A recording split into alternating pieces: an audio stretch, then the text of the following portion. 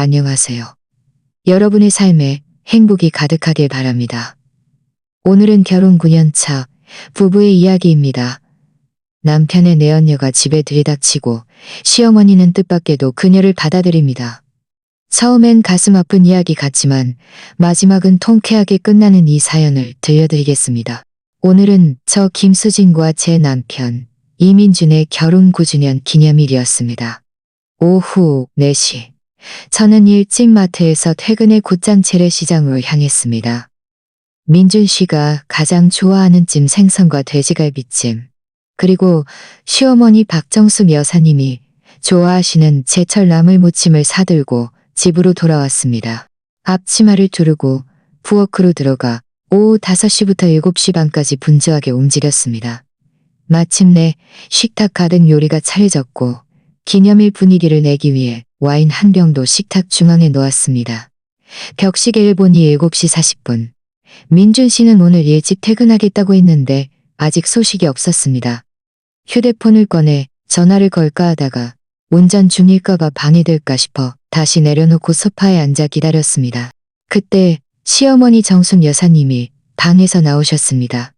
식탁 가득 차려진 음식을 보시더니 환하게 웃으며 말씀하셨습니다. 수진아, 오늘 힘들었겠구나. 이렇게 맛있는 음식을 많이 차리고. 민준 그 녀석은 왜 아직도 안 오는 거야? 저는 얼른 일어나 시어머니를 부축해 앉혀드렸습니다. 어머니, 힘들지 않아요. 오늘은 저와 민준 씨의 결혼기념일이니까요. 제대로 축하해야죠. 아마 길이 막히는가 봐요. 조금만 더 기다리면 올 거예요. 조금만 더 기다리면 올 거예요. 조금만 더 기다리면 올 거예요. 시어머니는 고개를 끄덕이시며 리모컨을 들어 TV를 켜셨지만 마음은 TV에 있지 않은 듯 계속 문 쪽을 흘긋거리셨지만 저는 시어머니가 저를 며느리로 얼마나 아껴주셨는지 잘 알고 있었습니다. 지난 9년 동안 집안의 크고 작은 일들을 저에게 거의 신경 쓰게 하지 않으셨고 저를 친딸처럼 대해주셨습니다. 처음 민준 씨와 결혼할 때 시댁 형편은 그리 좋지 않았습니다. 제가 옆에서 함께 고생하며 처음에 단칸방에서 지금의 방 3칸 아파트까지 함께 이뤄냈습니다. 우리는 함께 많은 어려움을 겪었고 저는 우리의 사랑이 시간의 시험을 견뎌낼 수 있을 거라 늘 믿어 의심치 않았습니다. 격시계는 똑딱똑딱 흘러 8시, 8시 반, 9시가 되었습니다. 이민준 씨는 여전히 돌아오지 않았고 문자 한 통, 전화 한 통도 없었습니다. 식탁 위의 음식은 차갑게 식어갔고 제 마음도 조금씩 가라앉았습니다. 참다 못해 휴대폰을 들고 전화를 걸려는 순간 현관문이 열리는 소리가 들렸습니다. 저는 기뻐서 황급히 일어나 달려나갔습니다. 민준 씨, 이제야 왔어요? 음식 다 식어가요. 음식 다 식어가요. 말이 채 끝나기도 전에 저는 얼어붙었습니다. 현관에 서 있는 건 민준 씨뿐만이 아니었습니다. 그의 옆에는 젊은 여자가 서 있었습니다. 몸에 딱 붙는 원피스를 입고 짙은 화장을 한 여자는 명품 가방을 들고 있었고 민준 씨 옆에 바싹 붙어있는 모습이 눈살을 찌푸리게 할 정도로 치밀해 보였습니다. 민준 씨는 저를 보고도 아무런 표정 변화 없이 오히려 미간을 찌푸리며 무미건조하게 말했습니다. 문 앞에 뭐해? 좀 비켜, 길 막지 말고. 저는 그 자리에 굳어버렸고 목이 메어 그 여자를 가리키며 목소리까지 떨면서 물었습니다. 이민준, 저 여자는 누구예요? 왜 저 여자를 데리고 온 거예요? 그 여자는 민준 씨 뒤에서 나와 저를 위아래로 훑어보더니 입꼬리를 살짝 올리며 비웃었지만 아무 말도 하지 않았습니다. 민준 씨는 외투를 벗어 아무렇게나 소파에 던져놓고는 식탁으로 다가와 차려진 음식을 한번 훑어보았습니다. 그의 목소리에는 짜증이 섞여 있었습니다. 이게 당신이 만든 기념일 저녁 식사야? 그렇게 번거롭게 할 필요, 앞으로 우리 집에서 같이 살야. 앞으로 우리 집에서, 앞으로 우리 있잖아. 뭐라고요? 저는 제 귀를 믿을 수 없어 민준 씨 앞으로 성큼성큼 다가갔습니다. 이민준, 당신 미쳤어요? 여긴 우리 집이에요. 나는 당신 아내라고요. 당신이 무슨 자격으로 다른 여자를 집에 들여요? 시어머니도 소파에서 일어나 얼굴빛이 어두워지셨습니다. 민준 씨를 보며 말씀하셨습니다. 민준아, 똑바로 말해봐. 이게 대체 무슨 일이야? 민준 씨는 시어머니의 말에는 아랑곳하지 않고 최유라 씨는 시어머니의 말에는 아랑곳하지 않고 최유라 씨의 손을 잡고 그녀를 자기 뒤로 감싸 안았습니다. 그리고는 저를 똑바로 보며 또박또박 말했습니다. 이 집은 유라 씨의 집이기도 해. 오늘부터 유라 씨는 여기서 살 거야. 당신과 어머니가 잘 돌봐줘. 그 여자가 당신 아이를 가졌다고요? 제 세상이 한순간에 무너져 내리는 것 같았습니다. 눈물이 주체할 수 없이 쏟아졌습니다. 이민준, 우리 결혼 9년이에요. 제가 당신과 함께 아무것도 없는 바닥에서부터 여기까지 왔는데 당신은 저한테 이렇게 대하는 거예요? 오늘이 우리 결혼 기념일인데 다른 여자를 데리고 와서 그 여자가 당신 아이를 가졌다며 우리 집에서 살게 하겠다고요?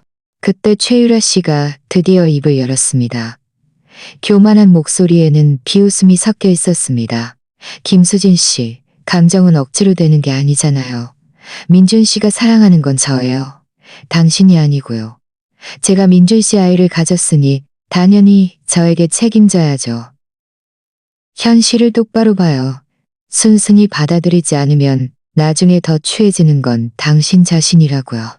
저는 화가 나서 온몸이 부들부들 떨렸습니다. 당장이라도 최유라 씨에게 달려들어 따지고 싶었지만 이민준 씨가 저를 거칠게 밀쳐냈습니다. 민준 씨의 힘은 너무 강했고 저는 휘청거리며 몇 걸음 뒤로 물러나다 넘어질 뻔했습니다. 수진 씨, 그만 좀 해. 민준 씨가 윽박질렀습니다. 유라 씨는 임신 중이라 자극받으면 안 돼. 계속 이러면 나도 당신한테 더 이상 좋게 대할 수 없어. 눈앞에 낯설고도 익숙한 남자를 보며 제 마음속에 억울함과 분노가 밀물처럼 밀려왔습니다. 9년의 세월이 담긴 사랑이 그의 눈에는 미물처럼 밀려왔습니다. 치아가 삐걱거릴 정도로 이를 악물었습니다. 그때 시어머니가 다가와 제 팔을 붙잡고 등을 가볍게 토닥여 주셨습니다. 그리고는 민준 씨와 최유라 씨를 복잡한 눈빛으로 바라보셨습니다. 저는 시어머니가 저를 편들어 그들을 질책할 거라고 생각했습니다. 하지만 이어서 시어머니가 하신 말씀은 저를 완전히 얼어붙게 했습니다. 저는 시어머니가 하신 말씀은 저를 완전히 얼어붙게 했습니다. 저는 시어머니가 민준 씨와 최유라 씨를 꾸짖기를 기다리며 시어머니를 뚫어지게 보았습니다. 민준아, 유라가 네 아이를 가졌다니 우리 이씨 집안의 핏줄이기도 하겠구나. 밖에서 힘들게 할 수는 없지. 이 말을 듣는 순간 제 마음은 차가운 물을 뒤집어 쓴 듯 가라앉았습니다. 민준 씨와 최유라 씨의 얼굴에는 득이양양한 미소가 피어났습니다. 최유라 씨는 심지어 저를 도발적으로 쳐다보았는데 그 눈빛은 마치 당신 시어머니도 내 편이잖아 라고 말하는 것 같았습니다. 저는 시어머니의 팔을 붙잡고 급해진 목소리로 말했습니다. 어머니, 어떻게 그런 말씀을 하세요? 제가 민준 씨 아내인데 이 여자는 상간녀예요. 우리 가정을 파괴한 여자인데 어떻게 이 여자를 집에 두실 수 있어요? 시어머니는 제 손을 토닥이며 수진아, 라고 말씀하셨습니다. 그리고는 최유라 씨를 향해 계속 말씀하셨습니다. 유라야, 여기서 살기로 했으니 조용히 지내렴. 집안 방은 나와 수진이 방을 빼고 네가 원하는 방으로 골라. 앞으로 식사나 옷 같은 건 수진이가 챙겨줄 거야. 어머니? 저는 제 귀를 믿을 수 없었고 눈물이 순식간에 눈가를 가득 채웠습니다. 어머니가 어떻게 저들을 도우세요? 지난 9년 동안 제가 어머니를 친엄마처럼 모셨고 집안일 하나도 신경 쓰게 한 적 없는데 지금은 우리 가정을 파괴한 여자를 집에 두시겠다고요. 민준 씨는 시어머니가 허락하자 더 기세등등해졌습니다. 그는 시어머니 옆으로 다가가 아첨하는 목소리로 말했습니다. 가만히 옆으로 다가가 아첨하는 목소리로 말했습니다. 감사합니다. 앞으로 어머니, 역시 어머니가 협니다. 앞으로 제가 어머니와 수진 씨, 유아 씨, 그리고 이 아이까지 잘 돌볼게요. 김수진 씨와도 잘 지낼 거고요. 저는 눈앞에 이 광경이 너무나도 비웃음 같았습니다. 남편은 저를 배신하고 시어머니는 그것을 묵인했습니다. 저 정식 아내는 오히려 악혈가 된 것 같았습니다. 저는 화가 나서 온몸이 떨렸고 문을 가리키며 그들에게 말했습니다. 당신들 너무 심해요. 저 여자를 여기 두려면 제가 나갈 거예요. 이 집에는 저 여자 아니면 저 여자를 여기 두려면 제가 나갈 거예요. 이 집에는 저 여자 아니면 저 둘 중 하나만 있을 수 있어요. 어머니도 이미 동의했는데 뭘 또 난리야? 당신이 나간다면 다시는 돌아오지 마. 안 돌아오면 그만이죠. 저는 이를 악물고 말하며 몸을 돌려 문 쪽으로 향했습니다. 이 집에는 더 이상 머물 수 없었습니다. 1초라도 더 있으면 고통스러웠습니다. 하지만 제가 문에 다다르자 시어머니가 성큼성큼 따라와 제 발을 붙잡으셨습니다.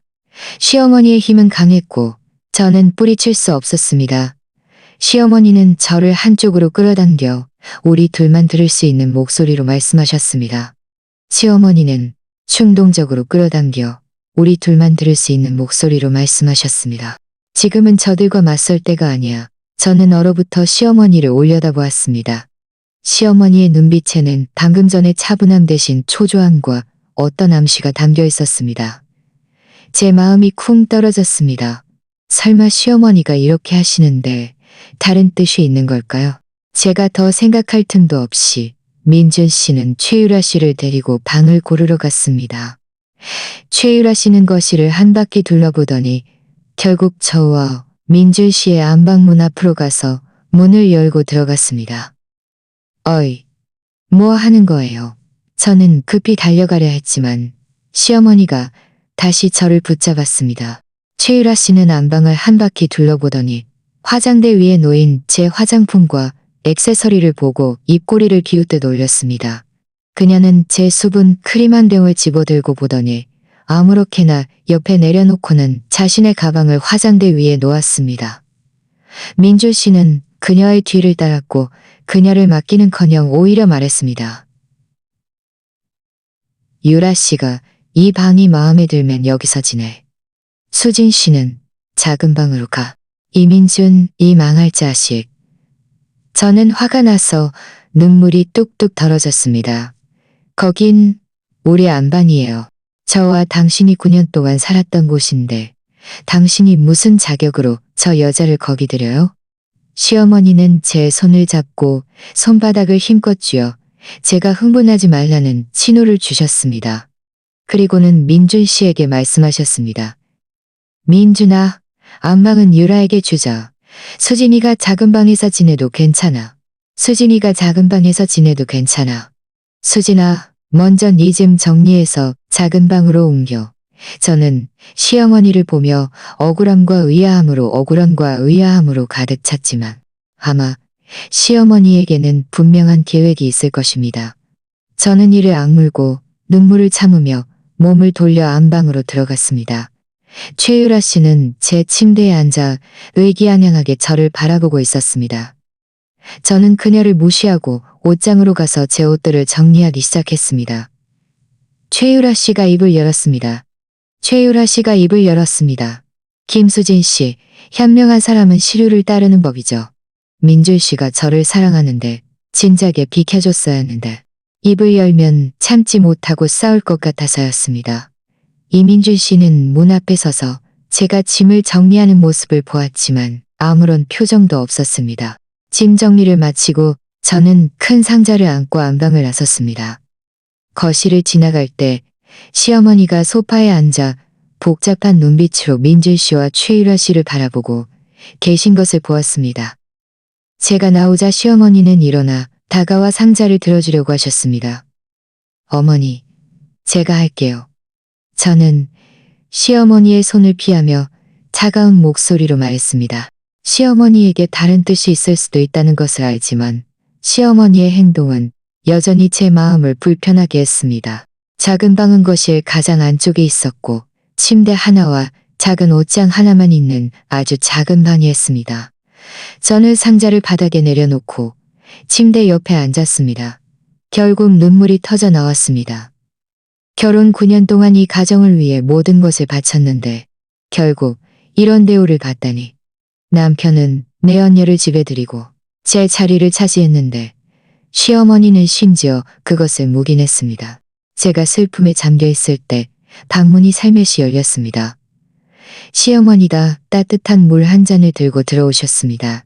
시어머니는 물컵을 제 앞탁자에 내려놓고 제 옆에 앉으셨습니다. 저는 시어머니를 보지 않고 고개를 돌렸습니다. 시어머니를 보지 않고 고개를 돌렸습니다. 시어머니는 작게 한숨을 쉬며 말씀하셨습니다. 수진아, 네가 억울한 건 알지만 엄마 말 들어봐. 지금은 저들과 맞설 때가 아니야. 민준 그 녀석은 저 여자한테 홀렸고 지금은 저들과 맞설 때가 아니야. 어머니, 그럼 어머니 뜻은? 시어머니는 목소리를 낮춰 말씀하셨습니다. 수진아, 네 생각에 엄마가 정말 저 여자를 집에 들이고 싶었겠니? 어쩔 수 없는 일이었어. 민준, 그 녀석이 요즘 좀 이상했어. 엄마는 진작에 눈치챘어. 밤늦게 들어오고 나와 네게 몰래 전화도 하고 가끔 몰래 돈을 빼돌리기도 했어. 엄마는 늘 진실을 알아내고 싶었지만 기회를 찾지 못했지. 그런데 이제 저 여자가 스스로 찾아왔고 우리는 저 여자를 돌본다는 명목으로 민준이가 대체 우리 몰래 무슨 짓을 했는지 잘 알아볼 수 있을 거야. 저는 얼어붙었습니다. 시어머니가 그런 뜻이셨다니. 제 마음속의 억울함과 분노가 조금은 가라앉았고 그 자리를 약간의 놀라움과 의문이 채웠습니다. 어머니는 진작부터 민준 씨를 의심하셨다고요? 시어머니는 고개를 끄덕이시며 가슴 아픈 표정으로 말씀하셨습니다. 그래, 그 녀석이 예전에는 이러지 않았어. 승진한 후부터는 점점 더 교만해졌지. 집에 들어오는 시간도 늦어지고 나와 너에게도 집에 들어오는 시간도 늦어지고 진작에 너에게 말해주고 싶었지만 네가 혹시나 오해할까봐 너희 부부 관계에 영향을 줄까봐 망설였어. 설마 그 녀석이 너에게 이런 짓을 할 줄은 몰랐지. 그럼 어머니는 왜 방금 그들을 바로 꼬집지 않으셨어요? 제가 묻자 시어머니는 말씀하셨습니다. 그들을 꼬집는 건 쉽지만 우리가 증거가 없으면 설령 그들을 쫓아낸다 해도 민준이는 그 여자와 계속 연락할 거야. 그럼 상처받는 건 결국 너잖아. 우리는 지금 그들을 일단 안정시키고 증거를 모아두면 그때는 주도권이 우리 손에 있을 거야. 수진아, 엄마 믿어. 엄마가 꼭 네 억울함을 풀어줄게. 시어머니의 단호한 눈빛을 보며 제 마음속 마지막 의심도 사라졌습니다. 저는 고개를 끄덕이며 다시 눈물을 흘렸습니다. 어머니, 고맙습니다. 제가 어머니를 오해했어요. 시어머니는 제 손을 토닥이며 말씀하셨습니다. 바보 같은 딸, 엄마가 어떻게 남의 편을 괴롭히겠니? 너는 엄마가 어떻게 남을 괴롭히겠니? 너는 엄마가 키운 딸이고 나를 친엄마처럼 모셨잖아. 저는 힘껏 고개를 끄덕였습니다. 알겠어요. 어머니 말씀대로 할게요. 바로 그때 문 밖에서 이민준 씨의 목소리가 들렸습니다. 수진 씨, 짐 다 정리했어. 유라 씨가 과일 먹고 싶대. 과일 좀 씻어다 줘. 저와 시어머니는 서로를 마주 보았습니다. 시어머니는 저에게 참으라는 눈빛을 주셨습니다. 저는 깊게 숨을 들이쉬고 눈물을 닦은 뒤 일어나 문 쪽으로 향했습니다. 앞으로의 날들이 매우 힘들겠지만 시어머니가 옆에서 저를 지지해 주시니 저는 반드시 이겨낼 것이고 작은 방을 나오자 이민주 씨는 거실 소파에 기대어 휴대폰을 보고 있었고 최유라 씨는 그의 옆에 앉아 그에게 다리 마사지를 시키고 있었습니다. 그들은 마치 이 집의 안주인과 안주인처럼 행동하며 우리를 투명인간 취급했습니다. 저는 그들을 무시하고 곧장 부엌으로 들어가 냉장고를 열었습니다. 안에는 오후에 제가 사온 딸기, 블루베리, 망고가 들어있었습니다. 이 과일들은 원래 결혼기념일, 이 과일들은 원래 결혼기념일, 저는 과일을 꺼내 싱크대에 넣고 천천히 씻었습니다. 물소리는 요란했지만 제 마음속에 억울함과 분노는 시대 내려가지 않았습니다. 그때 시어머니도 부엌으로 들어오셨습니다. 행주를 들고 닦는 척 하시더니 제 옆으로 다가와 목소리를 낮춰 말씀하셨습니다. 수진아, 너무 마음에 두지 마. 그냥 체중 드는 사람이라고 질러라. 쉬기만 견디면 돼. 그냥 시중 드는 사람이라고 생각해. 이 시기만 견디면 돼. 시기만 견디네. 저는 고개를 끄덕이며 눈물을 꾹 참았습니다. 유라야, 과일 잘라놨어. 맛 좀 봐. 최유라 씨는 눈꺼풀도 깜빡하지 않고 접시 안에 망고를 가리키며 말했습니다. 저 망고는 안 먹어요. 알레르기 있거든요. 김수진 씨, 망고는 다 골라내고 딸기 주스 한 잔 만들어주세요. 설탕은 조금만 넣고요. 이민준 씨는 고개를 들고 말했습니다. 맞아, 수진 씨. 유라 씨에게 딸기 주스 한 잔 더 만들어줘. 임신 중이라 입맛이 까다로운 게 당연해. 저는 주먹을 꽉 쥐었습니다. 손톱이 손바닥을 깊숙이 파고들었습니다. 임신했다고 다행가. 제가 아이를 갖지 못했을 때 매일 한약을 마시고 몸을 돌보면서도 저 여자처럼 유난스럽게 굴지 않았는데. 하지만 시어머니의 당부를 떠올리며 저는 분노를 억누르고 몸을 돌려 다시 부엌으로 들어갔습니다. 접시 안에 망고를 골라내고 딸기를 다시 깨끗하게 씻어 믹서에 넣었습니다. 막 스위치를 누르려는데 최유라 씨가 부엌으로 들어와 문턱에 기대어 팔짱을 끼고 저를 비웃었습니다. 당신 배가 너무 무능해서 결혼 9년 동안 아이 하나 못 가졌으니 민준 씨가 저를 찾을 수밖에 없었죠. 저는 이 시 집안의 핏줄을 가졌으니 앞으로 이 집 안주인은 제가 될 거예요. 현실을 똑바로 봐요. 진작에 자발적으로 이혼을 요구하면 체면이라도 지킬 수 있을 거예요. 저는 하던 일을 멈추고 몸을 돌려 그녀를 보았습니다. 최유라 씨, 말은 양심적으로 해야죠. 제가 아이를 갖지 못하고 싶어서 그런 줄 아세요? 지난 몇 년 동안 아이를 가지려고 얼마나 고생하고 힘들었는지 당신이 알아요. 설령 제가 아이를 갖지 못한다 해도 이민준 씨가 저를 배신할 수는 없어요. 더군다나 당신 같은 여자를 이 집에 데려올 수는 없다고요. 양심이요? 최유라 씨는 비웃으며 말했습니다. 요즘 세상에 양심이 밥 먹여줘요? 민준 씨가 지금 사랑하는 건 저고 저는 그의 아이를 가졌어요. 똑똑하면 빨리 떠나요. 제가 당신을 쫓아내기 전에요. 그때는 모두가 보기 싫을 거예요. 꿈도 꾸지 마. 저는 화가 나서 온몸이 떨렸습니다. 이 집은 저와 이민준 씨가 함께 고생해서 이룬 곳입니다. 제가 왜 떠나야 해요? 떠나야 할 사람은 남의 가정을 파괴한 당신 같은 상간녀예요. 나를 상간녀라고 감히 욕해? 최일아 씨는 얼굴빛이 변하며 앞으로 다가와 저를 때리려 손을 뻗었습니다. 저는 무의식적으로 눈을 감았지만 예상했던 손바닥은 떨어지지 않았습니다. 네가 임신 중이라도 이렇게 무례하게 굴 수는 없어. 네가 임신 중이라도 이렇게 무례하게 굴 수는 없어. 그녀의 손목을 잡고 계셨습니다. 시어머니의 얼굴빛이 어두워지며 말씀하셨습니다. 최유라 씨는 시어머니의 손을 힘껏 부리치며 불만스럽게 말했습니다. 아주머니, 저 여자가 먼저 저를 욕했단 말이에요. 저를 상간이라고 욕했는데 제가 왜 못 때려요? 이민준 씨도 소리를 듣고 부엌으로 달려왔습니다. 최유라 씨의 억울해하는 모습을 보자마자 그는 안타까워하며 물었습니다. 유라 씨, 무슨 일이야? 김수진이 당신을 괴롭혔어? 최유라 씨는 민준 씨 품에 안겨 울면서 말했습니다.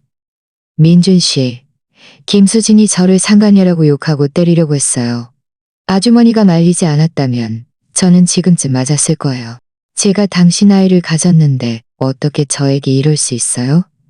저 여자는 우리 아이가 잘 태어나지 못하게 하고 싶은 거예요. 수진 씨, 너무 심하잖아.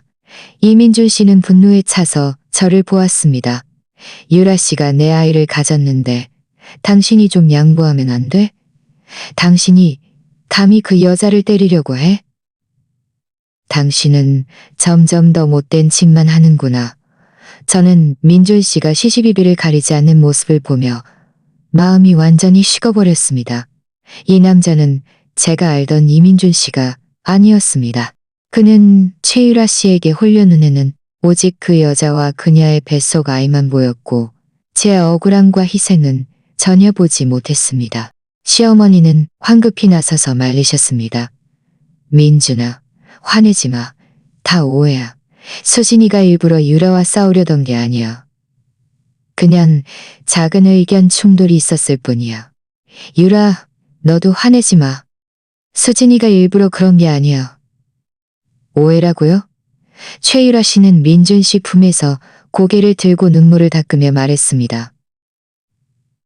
이건 전혀 오해가 아니에요. 김수진은 그냥 제가 민준 씨 아이를 가진 것을 질투하는 거예요. 제가 민준 씨의 사랑을 받는 것을 질투하는 거라고요. 저 여자는 일부러 저를 화나게 해서 제가 유산하게 하려는 거예요. 이민준 씨는 고개를 끄덕이며 말했습니다. 유라 씨 말이 맞아. 수진 씨는 그냥 질투하는 거야. 수진 씨, 경고하는데 앞으로는 유라 씨와 싸우지 마. 그 여자를 화나게 하지도 마. 만약 유라 씨와 아이에게 무슨 일이라도 생기면 가만두지 않을 거야. 저는 민준 씨의 시시비비 가리지 않는 모습에 실망감으로 가득 찼습니다.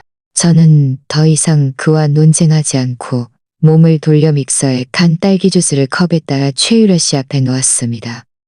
딸기 주스 나왔어요. 마셔요. 최유라 씨는 득이아냥하게 저를 쳐다보더니 컵을 들어 한 모금 마셨습니다. 그리고는 미간을 찌푸리며 컵을 탁자에 놓았습니다. 저는 설탕 조금만 늘어줘. 김수진 씨, 다시 한 잔 만들어줘요. 이번에 또 제대로 못 만들면 저는 잔 만들어줘요. 이번에 또 제대로 못 만들어줘요. 저는 깊게 숨을 들이쉬고 몸을 돌려 다시 부엌으로 들어갔습니다. 시어머니가 따라 들어오시더니 작은 목소리로 말씀하셨습니다. 수진아, 저 여자와 같은 수준으로 놀지 마. 저 여자가 지금은 기세등등해도 나중에는 더 비참해질 거야. 일단 참아. 엄마는 이미 증거를 모으고 있어. 저는 고개를 끄덕이며 다시 딸기를 꺼내 믹서에 넣었습니다. 이번에는 설탕을 한 방울도 넣지 않았습니다. 주스를 만든 후 전했습니다. 그 후 며칠 동안 최유라 씨는 완전히 자신이 이 집의 안주인인 양 행동했습니다. 그녀는 안방을 차지했을 뿐만 아니라 제 옷들을 옷장에서 꺼내버리고 자신의 옷들로 채웠습니다. 그녀는 매일 아무것도 하지 않고 침대에 누워 휴대폰만 보았고 식사는 제가 만들어 방으로 가져다 줘야 했으며 옷은 제가 빨아줘야 했고 식지역 물 한 잔도 제가 손에 직접 건네줘야 했습니다. 그녀가 동쪽으로 말하면 민준 씨는 감히 서쪽으로 가지 못했고 그녀가 서쪽으로 말하면 민준 씨는 감히 동쪽으로 가지 못했습니다. 최유라 씨가 강남에 있는 오래된 만두집 만두가 먹고 싶다고 하면 민준 씨는 차를 몰고 30분 넘게 가서 사왔고 최유라 씨가 집안 소파가 불편하다고 하면 민준 씨는 즉시 가구점에 연락해 소파를 바꾸려 했습니다. 어느 날 제가 청소를 하고 있는데 최유라 씨가 갑자기 저와 이민준 씨의 결혼 앨범을 가리키며 민준 씨에게 말했습니다. 민준 씨, 이 앨범 여기 두니까 너무 눈에 거슬려요. 그냥 버려요. 그 앨범은 우리가 결혼할 때 만든 것이었고 우리가 처음 만나 결혼하기까지의 모든 순간이 담겨있는 저에게 가장 소중한 것이었습니다. 안 돼요. 이 앨범은 버릴 수 없어요. 하지만 최유라 씨는 개의치 않고 말했습니다. 별것도 아닌 낡은 앨범이잖아요. 뭘 못 버린다는 거예요. 민준 씨, 빨리 버려요. 민준 씨, 빨리 버려요. 보면 짜증나 죽겠어요. 저는 민준 씨가 망설일 긋겠어요. 저는 세게 넘어졌고 무릎을 찧어 아팠습니다. 바로 그때 시어머니가 방에서 나오시다가 이 광경을 보시고 얼굴빛이 순식간에 어두워지셨습니다. 저는 시어머니가 저를 도와주실 거라고 생각했지만 시어머니는 그저 다가와 저를 일으켜 세우시고는 민준 씨에게 말씀하셨습니다. 민준아, 앨범은 버리지 마. 앨범은 버리지 마. 기념으로 남겨두는 것도 괜찮잖아. 유라, 너도 화내지 마. 내가 앨범 잘 치워둘 테니 네 눈에 띄지 않게 할게. 민준 씨는 앨범을 내려놓고 최유라 씨 옆으로 다가가 걱정스럽게 물었습니다. 유라 씨, 괜찮아요? 놀라게 한 건 아니죠?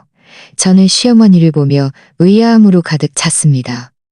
왜 시어머니는 저를 도와주지 않으시는 걸까? 설마 전에 하신 말씀들이 다 거짓말이었던 걸까? 제가 의심하는 순간 시어머니는 몰래 저에게 눈짓을 주셨습니다. 그리고는 앨범을 챙겨 저를 이끌고 부엌으로 들어가셨습니다. 부엌에 들어서자 시어머니는 목소리를 낮춰 말씀하셨습니다. 수진아, 충동적으로 굴지 마.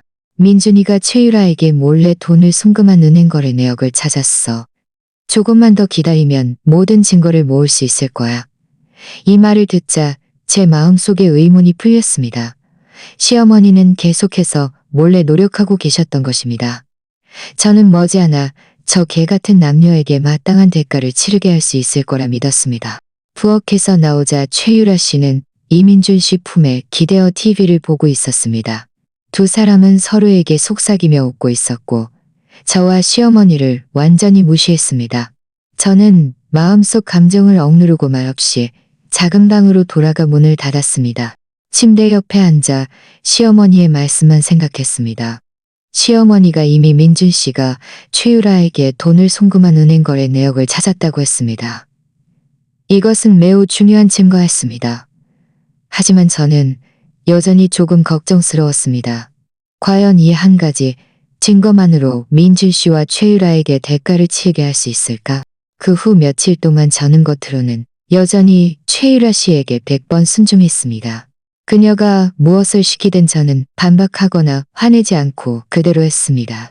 최유라 씨는 제가 이렇게 말을 잘 듣는 것을 보고 더욱 기세등등해져서 심지어 시어머니에게도 이래라 저래라 지시하기 시작했습니다.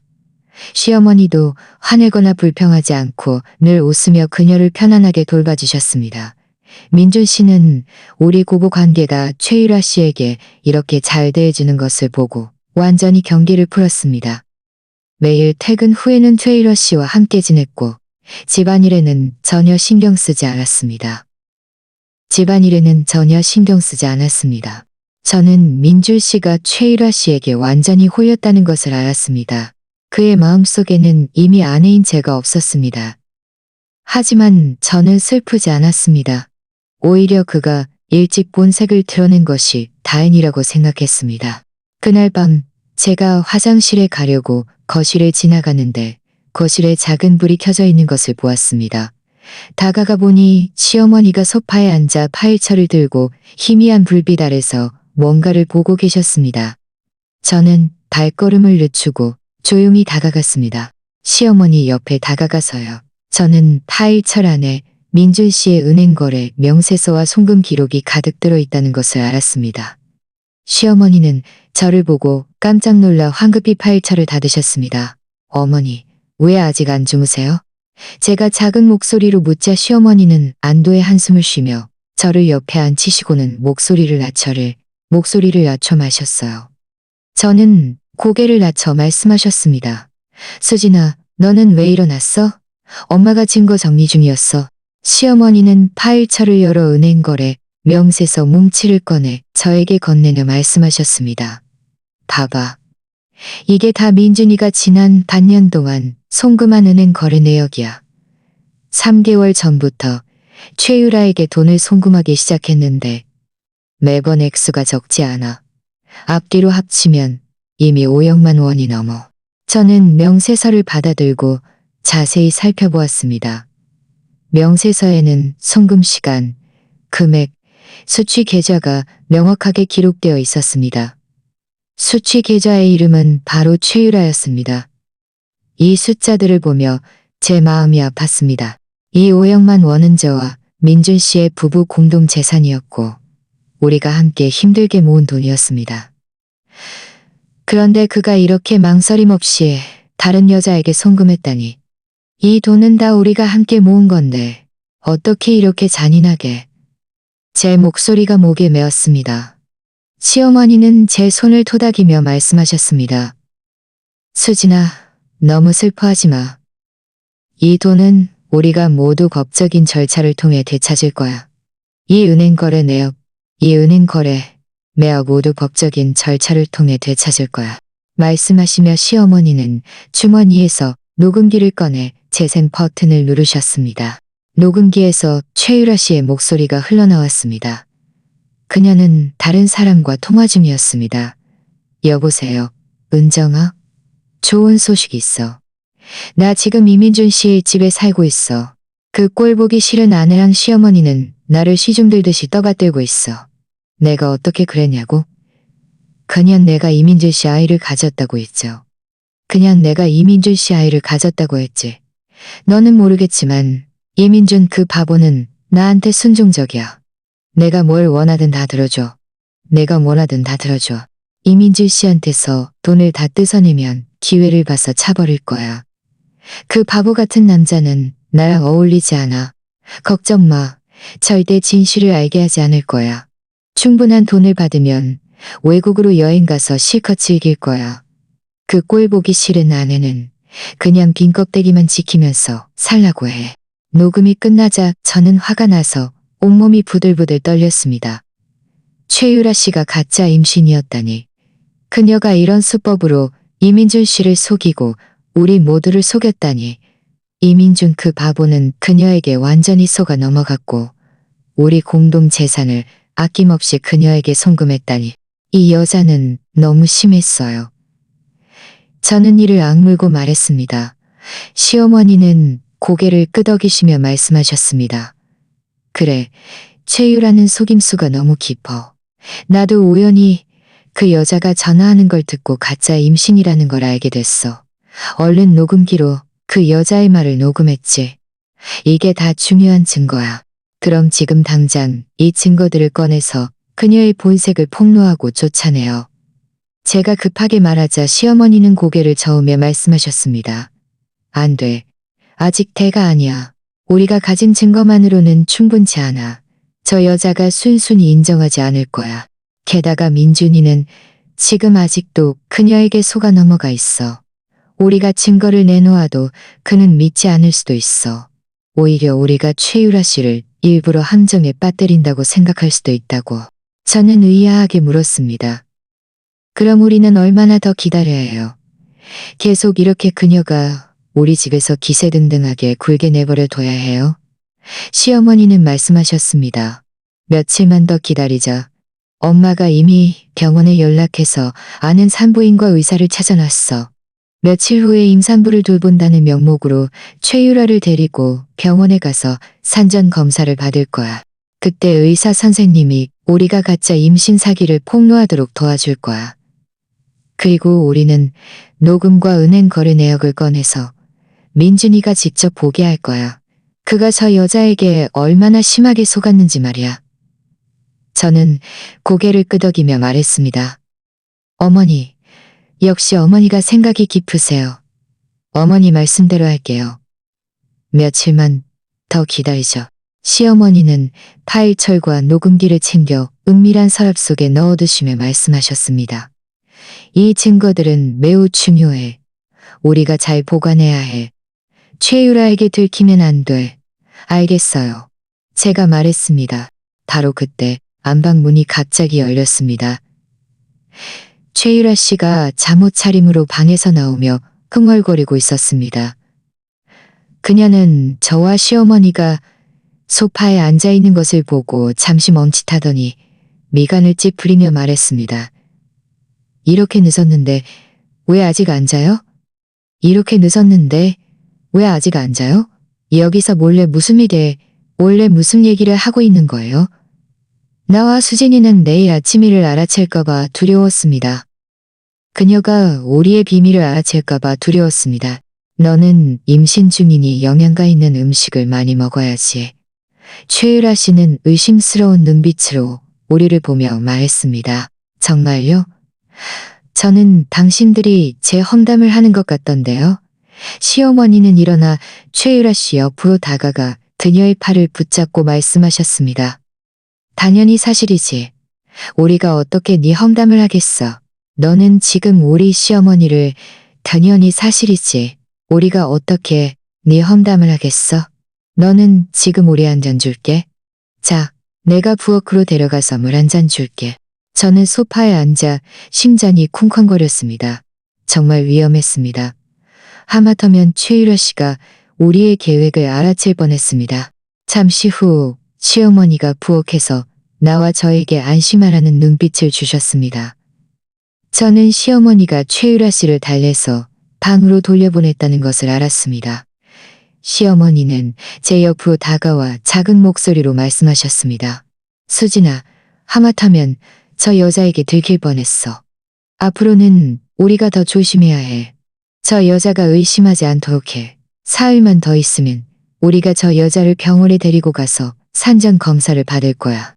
그때가 바로 우리가 그 여자의 본색을 폭로할 때야.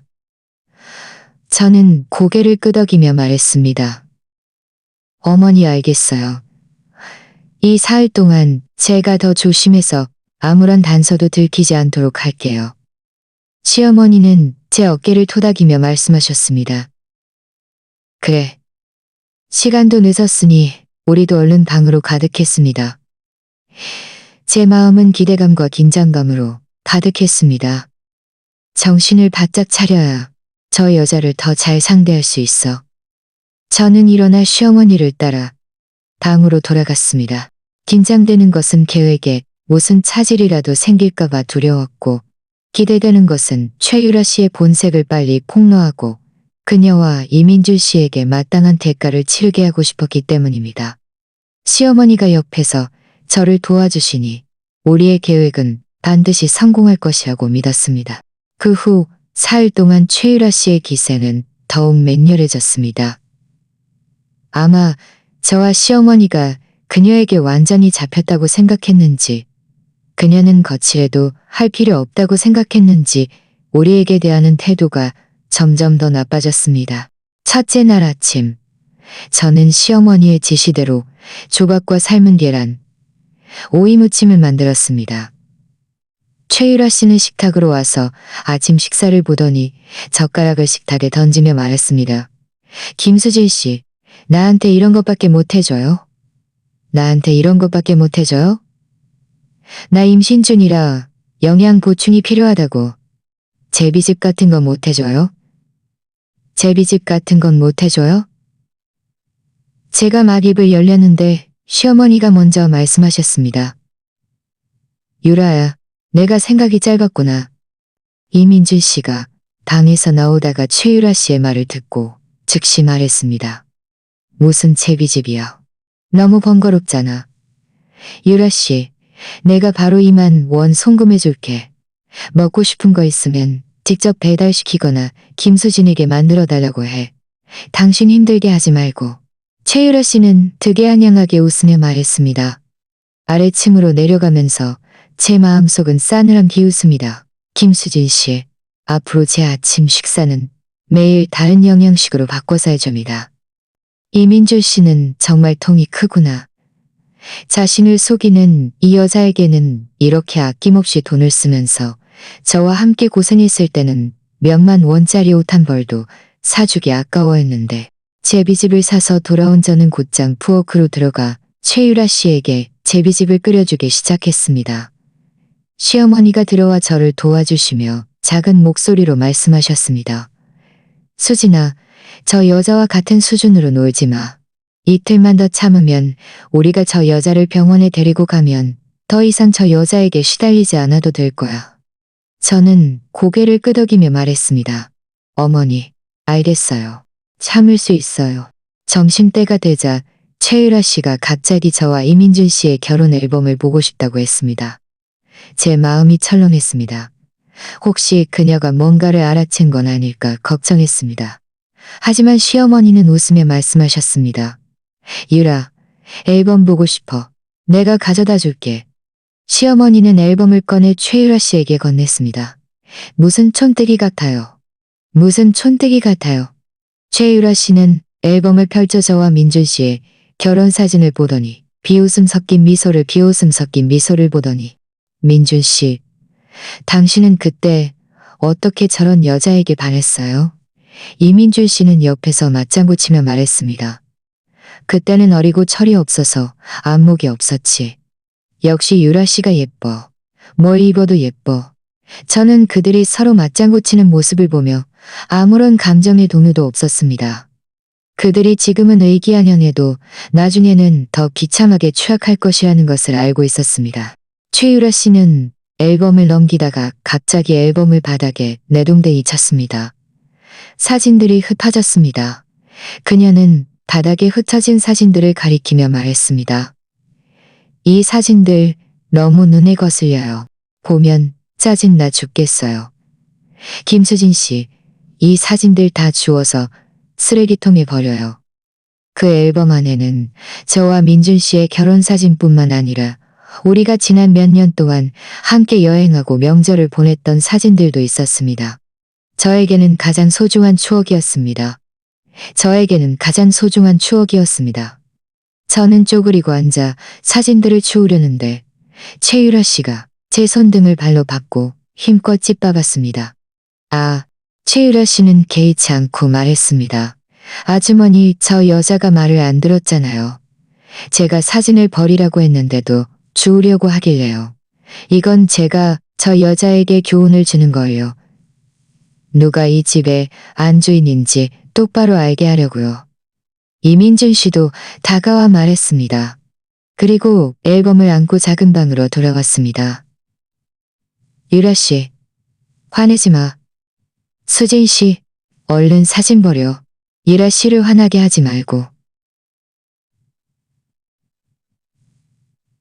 유라 씨를 화나게 하십니다. 저는 이민준 씨를 보며 마음이 완전히 죽었습니다. 이것은 저의 마지막 추억이었습니다. 최유라 씨가 망가뜨리게 할 수 없었습니다. 오후가 되자 저는 손등이 붉고 부어오르고 매우 아팠습니다. 약국에 가서 연고를 사와 몰래 발랐습니다. 최유라 씨는 제 손을 보고 웃으며 말했습니다. 김수진 씨, 손 왜 그래요? 뭐에 물렸어요? 꼴 좋다. 저는 그녀를 무시하고 몸을 돌려 부엌으로 들어갔습니다.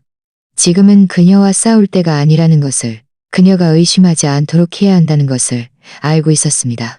저녁이 되자 최유라 씨가 새콤달콤한 생선 요리를 먹고 싶다고 했습니다. 저는 그녀의 요구대로 새콤달콤한 생선 요리를 만들어 그녀 앞에 가져다 주었습니다. 최유라 씨는 한 입 맛보더니 말했습니다. 너무 셔요. 안 먹을래요. 김수진 씨, 다시 하나 만들어줘요. 이번에는 좀 달게 해줘요. 제가 막 다시 만들려는데 갑자기 배가 쥐었자는데 자가고 급히 다가와 걱정스럽게 물으셨습니다. 메스꺼움과 구토, 증상도 동반되었습니다. 메스꺼움과 구토 증상도 동반되었습니다. 저는 배를 움켜쥐고 바닥에 웅크리고 앉았고 얼굴은 어머니 괜찮아요. 아마 더위를 먹었나 봐요. 최유라 씨는 오히려 웃으며 말했습니다. 제가 보기엔 저 여자 일부러 그러는 거예요. 저한테 밥 해주기 싫어서요. 민준 씨, 보세요. 제가 당신 아이를 가졌는데 새콤달콤한 생선 요리 하나도 해주기 싫어서 아픈 척하고 동정심을 유발하는 거예요. 이민준 씨는 미간을 찌푸리며 말했습니다. 수진 씨, 그만 연기해. 얼른 일어나서 유라 씨에게 새콤달콤한 연기해. 바로 그때 저는 문득 뭔가가 떠올랐습니다. 아침에 제가 최유라 씨에게 제비집을 끓여줄 때 그녀가 부엌에 들어와 제 물컵에 뭔가를 넣는 것을 보았습니다. 그때는 신경 쓰지 않았는데 지금 생각해보니 그녀는 일부러 제 물에 약을 탄 것이었습니다.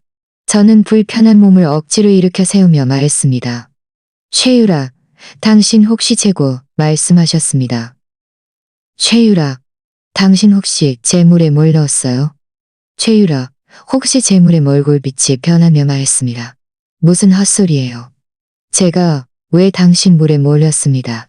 아니면 뭐에 알레르기가 있어? 저는 고개를 저으며 말했습니다. 오늘 아침이랑 점심만 먹었어요. 다 어머니랑 같이 먹었어요. 오후에 마신 물만 제가 혼자 마셨어요. 최유라, 당신 아침에 부엌에 들어왔었죠? 혹시 당신이 제 물에 뭘 넣었어요?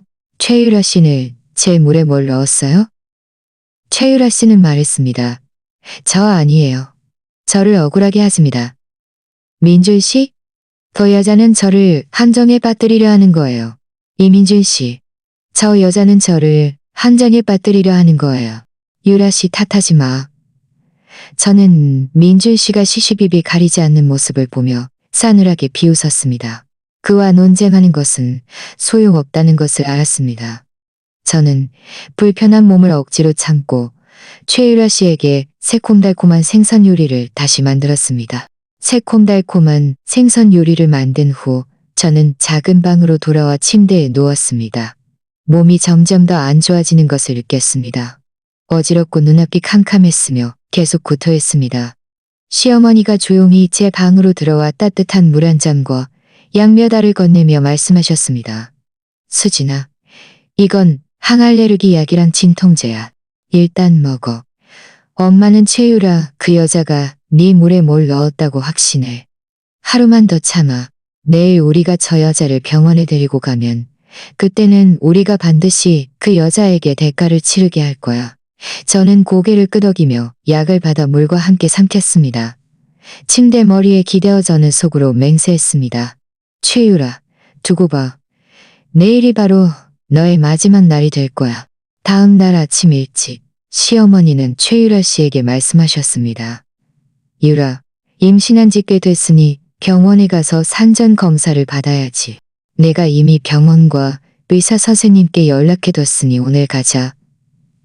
최유라 씨는 병원에 가야 한다는 말을 듣고 얼굴빛이 순식간에 변하며 말했습니다. 아주머니, 저 병원 안 갈래요. 저 몸이 아주 괜찮아서 산전 검사 안 받아도 돼요. 저 몸이 아주 괜찮아서 산전 검사 안 받아도 돼요. 시어머니는 웃으며 말씀하셨습니다. 이민준 씨는 고개를 끄덕이며 말했습니다. 이것도 아이를 위한 일이야. 걱정 마. 내가 찾은 의사 선생님은 최고 전일이야. 우리 같이 병원에 가서 산전 검사 받자. 나도 아이 상태가 궁금해. 최유라 씨는 여전히 거절하고 싶었지만 민준 씨의 기대하는 눈빛을 보고는 결국 고개를 끄덕이며 말했습니다.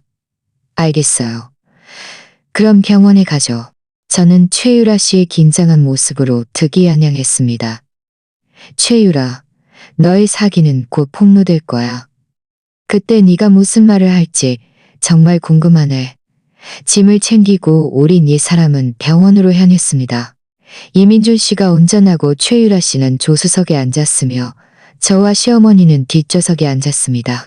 가는 내내 최유라 씨는 매우 불안해 보였습니다. 안전벨트를 꽉 쥐고 창밖을 계속 흘긋거렸으며 평소에 기세등등함은 온데간데 없었습니다. 저는 등받이에 기대어 눈을 감았지만 제 마음은 매우 평온했습니다. 오늘이 바로 최유라 씨가 천벌을 받는 날이자 제가 이 지긋지긋한 관계에서 완전히 벗어나는 시작이라는 것을 알고 있었습니다. 시어머니는 조용히 제 팔을 톡톡 건드리며 안심하라는 조용히 제 팔을 톡톡 건드리며 사명분여 후 우리는 병원에 도착했습니다. 시어머니가 연락한 의사 선생님은 장씨 성을 가진 산부인과 노련한 전문의였고 시어머니의 먼 친척이기도 했습니다. 장 선생님은 이미 진료실에서 우리를 기다리고 계셨습니다. 우리가 들어오자 반갑게 맞이해 주셨습니다.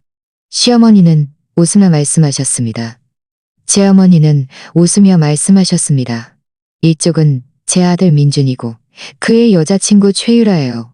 임신 중이라서 잔산전 검사를 받고 싶어요. 임신 중이라서 자세한 산전 검사를 받고 싶어요. 불편한 곳은 없으세요? 최유라 씨는 눈빛을 피하며 우물쭈물 말했습니다. 임신 3개월이 넘었어요. 불편한 곳은 없어요. 아, 3개월이 넘었군요. 장 선생님은 미간을 찌푸리며 말씀하셨습니다. 그럼 딱 초음파 검사를 해서 태아의 발육 상태를 확인할 수 있겠네요. 저를 따라오세요. 제가 검사실로 안내해 드릴게요. 최유라 씨는 일어섰지만 발걸음이 망설였습니다. 이민준 씨는 급히 다가가 그녀의 발을 부축하며 말했습니다. 유라 씨, 무서워하지 마. 그냥 일반 검사야. 내가 밖에서 기다릴게. 최유라 씨는 민준 씨를 한 번 보고 다시 저와 시어머니를 보더니 결국 장 선생님을 따라 검사실로 들어갔습니다. 검사실 문이 닫히는 순간 저는 최유라 씨의 몸이 확연히 떨리는 것을 보았습니다. 이민준 씨는 복도 의자에 앉아 기대감으로 가득 찬 얼굴로 중얼거렸습니다. 아들일까 딸일까? 유라 씨처럼 예쁜 딸. 저와 시어머니는 옆에 서서 그의 말에 대꾸하지 않았습니다. 저는 속으로 비웃었습니다. 그는 자신이 그토록 염원하는 아이가 애초에 존재하지도 않는다는 것을 아직도 모르고 있었습니다. 기다리는 시간은 길지 않았습니다. 1여여 분 만에 검사실 문이 열렸습니다. 장 선생님이 심각한 표정으로 나오셨습니다. 최유라 씨는 뒤따라 나왔는데 얼굴은 창백했고 눈빛은 피했으며 우리를 감히 쳐다보지 못했습니다. 이민준 씨는 급히 달려가 걱정스럽게 물었습니다. 알려가 걱정스럽게 물었습니다. 장 선생님은 민준 씨를 거더니 말습니다. 장 선생님은 민준 씨를 한 번 보고 다시 최유라 씨를 한 번 보고 다시 최유라 씨를 한 번 보고 장 선생님, 여기서 말할 수 없는 이야기가 있나요? 혹시 유라 씨나 아이에게 무슨 일이 생긴 건가요? 장 선생님은 고개를 저으며 말씀하셨습니다. 일단 저를 따라 들어오세요. 말씀하시고는 몸을 돌려 진료실로 들어갔습니다. 민준 씨는 불안한 마음으로 최유라 씨를 한 번 보고는 장 선생님을 따라 진료실로 들어갔습니다. 저와 시어머니도 따라 들어갔습니다. 진료실 문을 닫자 장 선생님은 초음파 검사 보고서를 탁자에 놓고 민준 씨 앞으로 밀어주며 말씀하셨습니다. 민준 씨, 직접 보세요. 최유라 씨는 전혀 임신하지 않았습니다. 그녀의 자궁에는 어떤 임신난도 없고 태아의 흔적도 없습니다. 뭐라고요? 이민준 씨는 제 귀를 믿을 수 없어 검사 보고서를 집어들고 자세히 살펴보았습니다. 보고서에는 임신한 미확인, 태아 심장박동 미확인, 자궁 크기 및 형태 정상이라고 명확하게 쓰여 있었습니다. 민준 씨의 손이 떨리기 시작했고 얼굴의 기대감은 충격으로 변했습니다. 민준 씨는 고개를 들어 민준 씨는 고개를 들어 최유라 씨는 최유라 씨는 다리가 풀려 쓰러질 뻔했습니다. 그녀는 탁자를 붙잡고 울면서 말했습니다. 민준 씨, 제가 일부러 당신을 속이려던 게 아니었어요. 저는 그저 당신을 너무 사랑했어요. 당신을 잃을까봐 두려워서 이런 방법을 생각해냈어요. 저를 용서해 줄 수 없나요? 당신이 나를 속였다고? 당신이 나를 속였다고? 당신이 감히 나를 속여? 당신이 감히 나를 속여? 원이나 송금했어? 그리고 우리 부들부들 떨렸습니다. 그녀는 일어나 최유라 씨를 가리키며 말했습니다. 나는 당신이 내 아이를 가졌다고 생각해서 당신을 보물처럼 떠받들었는데 결과는 당신이 나를 속였다니.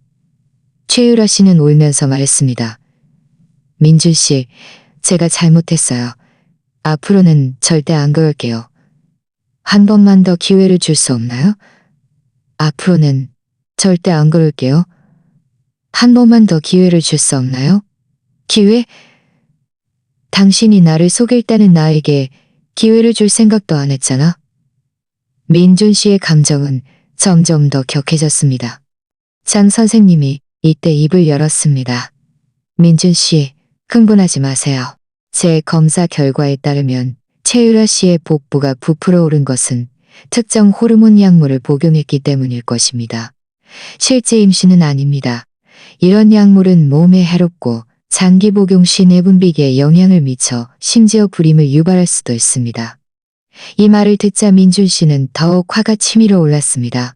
그는 최유라 씨가 자신을 속이기 위해 자신의 몸까지 해쳤을 줄은 몰랐습니다. 시어머니가 이때 휴대폰을 꺼내 이전에 녹음했던 최유라 씨의 녹음을 재생했습니다.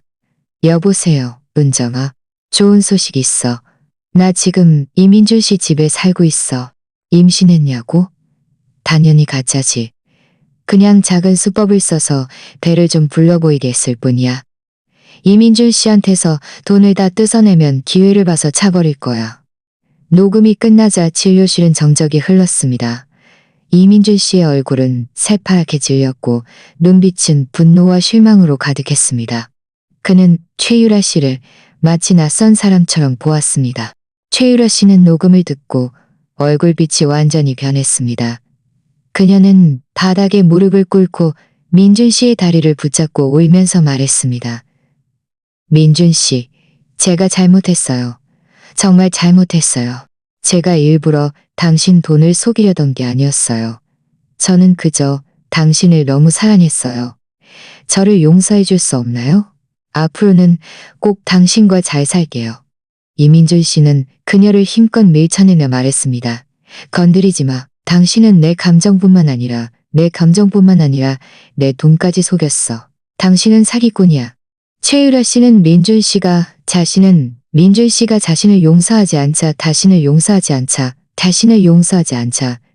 용서하지 않자 다시 저에게로 향해 울면서 말했습니다. 앞으로는 절대 안 그럴게요. 저는 차갑게 그녀를 보며 말했습니다. 최유라, 이제 와서 잘못했다고? 늦었어. 당신이 이런 짓을 할 때는 오늘 같은 결과를 생각하지 못했나?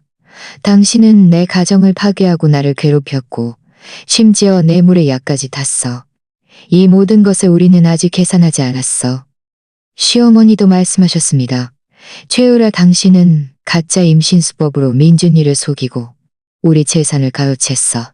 우리는 법적인 절차를 통해 민준이가 당신에게 송금한 모든 돈을 되찾을 것이고 당신을 고소해서 당신의 행동에 마땅한 대가를 치르게 할 거야. 최유라 씨는 완전히 당황했습니다. 그녀는 바닥에 주저앉아 울면서 말했습니다. 고소하지 마세요. 저 감옥 가기 싫어요. 민준 씨, 김수진 씨, 어머니, 저를 용서해 줄 수 없나요? 제가 돈 다 돌려드릴게요. 지금 당장 여기를 떠나서 다시는 당신들을 방해하지 않을게요. 이민준 씨는 차갑게 말했습니다. 이제 와서 그런 말을 해봐야 늦었어. 당신은 나를 그렇게 오랫동안 속이고 많은 사람들을 상처 입혔으니 대가를 치러야 해. 장 선생님은 말씀하셨습니다. 민준 씨, 진정하세요. 최유라 씨의 행동은 분명히 잘못되었지만 지금 가장 중요한 것은 후속 처리를 잘하는 것입니다. 먼저 그와 협상해서 돈을 돌려받는 것이 좋습니다. 만약 협상이 안 되면 법적인 절차를 통해 해결하세요. 이민준 씨는 고개를 끄덕이며 말했습니다. 우리는 병원을 나섰습니다. 최유라 씨는 여전히 우리를 따라오려 했지만 이민준 씨가 소리쳤습니다. 따라오지 마. 빨리 돈 돌려줘. 안 그러면 당장 경찰에 신고할 거야. 최유라 씨는 그 자리에 서서 우리의 차가 떠나는 것을 보며 목 놓아 울었습니다. 저는 백미러로 그녀의 처량한 모습을 보며 아무런 연민도 느끼지 못했습니다. 이 모든 것은 그녀가 자초한 일이었고 그녀 자신이 만들어낸 결과였습니다. 차 안에서 이민준 씨는 계속 침묵했고 얼굴은 매우 어두웠습니다. 저는 그가 지금 매우 후회하고 있다는 것을 알았습니다. 하지만 후회해봐야 무슨 소용이 있겠습니까? 어떤 일은 일단 저지르면 다시는 되돌릴 수 없습니다. 시어머니는 민준 씨를 한번 보시더니 말씀하셨습니다. 민준아, 이제야 네가 잘못했다는 걸 알겠니? 내가 진작에 너에게 그 여자에게 홀리지 말라고 경고했지만 너는 듣지 않았지. 이제 잘 됐네. 감정까지 속고 이렇게 많은 돈까지 잃었으니. 이민준 씨는 고개를 숙이며 말했습니다. 어머니, 제가 잘못했습니다. 제가 김수진을 배신하고 최유라 씨의 거짓말에 속아서는 안 됐어요. 수진 씨, 미안해. 정말 미안해. 저는 창밖을 보며 담담하게 말했습니다. 이민준, 이제 와서 미안하다고 말해봐야 늦었어요. 우리 관계는 이미 당신과 최유라 때문에 망가졌어요. 최유라 씨 문제가 처리되면 우리 이혼해요. 제가 이혼이라는 두 단어를 말하자 차 안의 분위기는 순식간에 냉랭해졌습니다. 이민준 씨는 갑자기 고개를 들었고 그의 눈빛은 충격과 당황으로 가득했습니다. 그는 다급하게 말했습니다. 수진 씨, 이혼하지 마. 안 돼. 내가 잘못했어. 나는 이미 최유라 씨와 완전히 관계를 뗐어.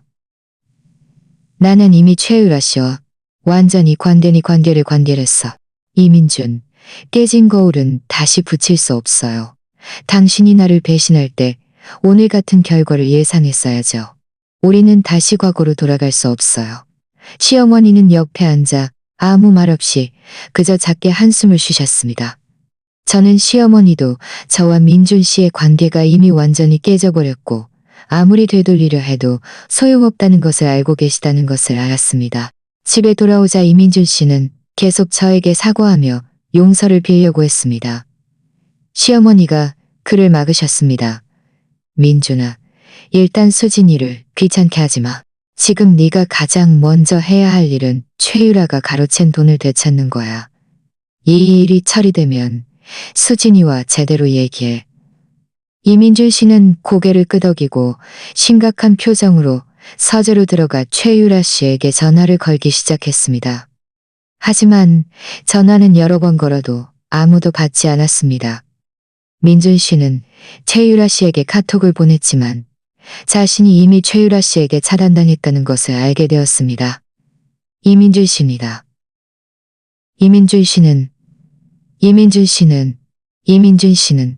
이민준 씨입니다. 저와 시어머니는 소리를 듣고 서재로 들어갔습니다. 이민준 씨의 분노하고 무력한 모습을 보며 저는 아무런 동정도 느끼지 못했습니다. 이 모든 것은 그가 자초한 일이었고 남을 탓할 수 없었습니다. 시어머니는 미간을 찌푸리며 말씀하셨습니다. 민준아, 흥분하지 마. 그 여자가 너를 차단했다는 것은 돈을 돌려줄 생각이 없다는 뜻이야. 아무래도 우리는 법적인 절차를 통해 해결해야겠어. 이민준 씨는 고개를 들어 시어머니를 보며 말했습니다. 좋지 않은 영향이라고? 시어머니는 싸늘하게 비웃으셨습니다. 그 여자가 네 돈을 속일 때는 좋지 않은 영향을 생각하지 않았나? 그 여자가 우리 가정을 파괴할 때는 좋지 않은 영향을 생각하지 않았나? 민준아, 네가 너무 마음이 약해서 그 여자에게 이렇게 심하게 속은 거야. 이번에는 우리가 반드시 그 여자에게 대가를 치르게 해야 해. 안 그러면 그 여자에게 대가를 치르게 해야 해. 안 그러면 그 여자는 또 다른 사람들을 속일 거야. 저는 고개를 끄덕이며 말했습니다. 저는 돌려받을 권리가 있어요. 이민준 씨는 망설이다가 결국 고개를 끄덕이며 말했습니다. 좋아요. 고소하죠. 어머니, 수진 씨, 이 일은 두 분께 맡길게요. 시어머니는 말씀하셨습니다. 걱정 마. 내가 이미 변호사에게 연락해뒀어. 내일 우리가 모은 증거들을 변호사에게 넘겨서 변호사가 이 일을 처리하도록 할 거야. 다음 날 아침 일찍 우리는 증거들을 가지고 법률사무소로 갔습니다. 변호사는 우리가 제공한 증거들을 검토한 후 말했습니다. 이 증거들은 매우 충분합니다. 최유라 씨가 사기 행위를 저질렀음을 증명하기에 충분합니다. 우리는 그를 고소해서 가로챈 재산을 돌려받도록 요구할 수 있고 여러분의 정신적 피해에 대한 배상도 요구할 수 있습니다.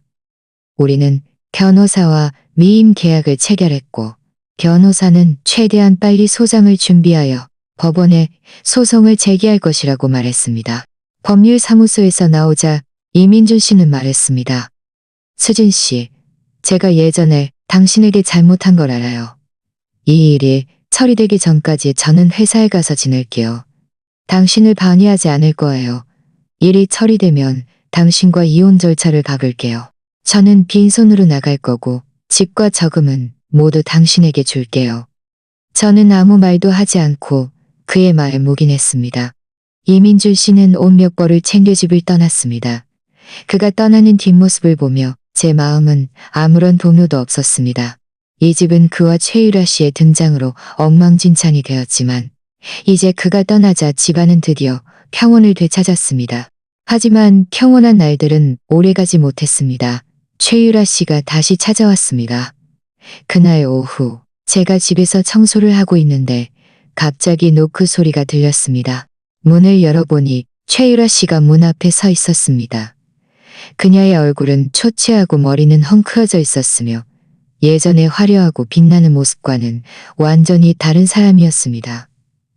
최유라 씨는 저를 보고 눈에 증오심을 가득 담고 말했습니다. 김수진, 당신과 이민준이 나를 고소하려는 거죠? 당신들 너무 쉬울 때는 오늘 같은 결을. 당신들 너무 심해요. 당신들 너무 심해요. 당신들 너무 심해요. 내가 돌려줄게요.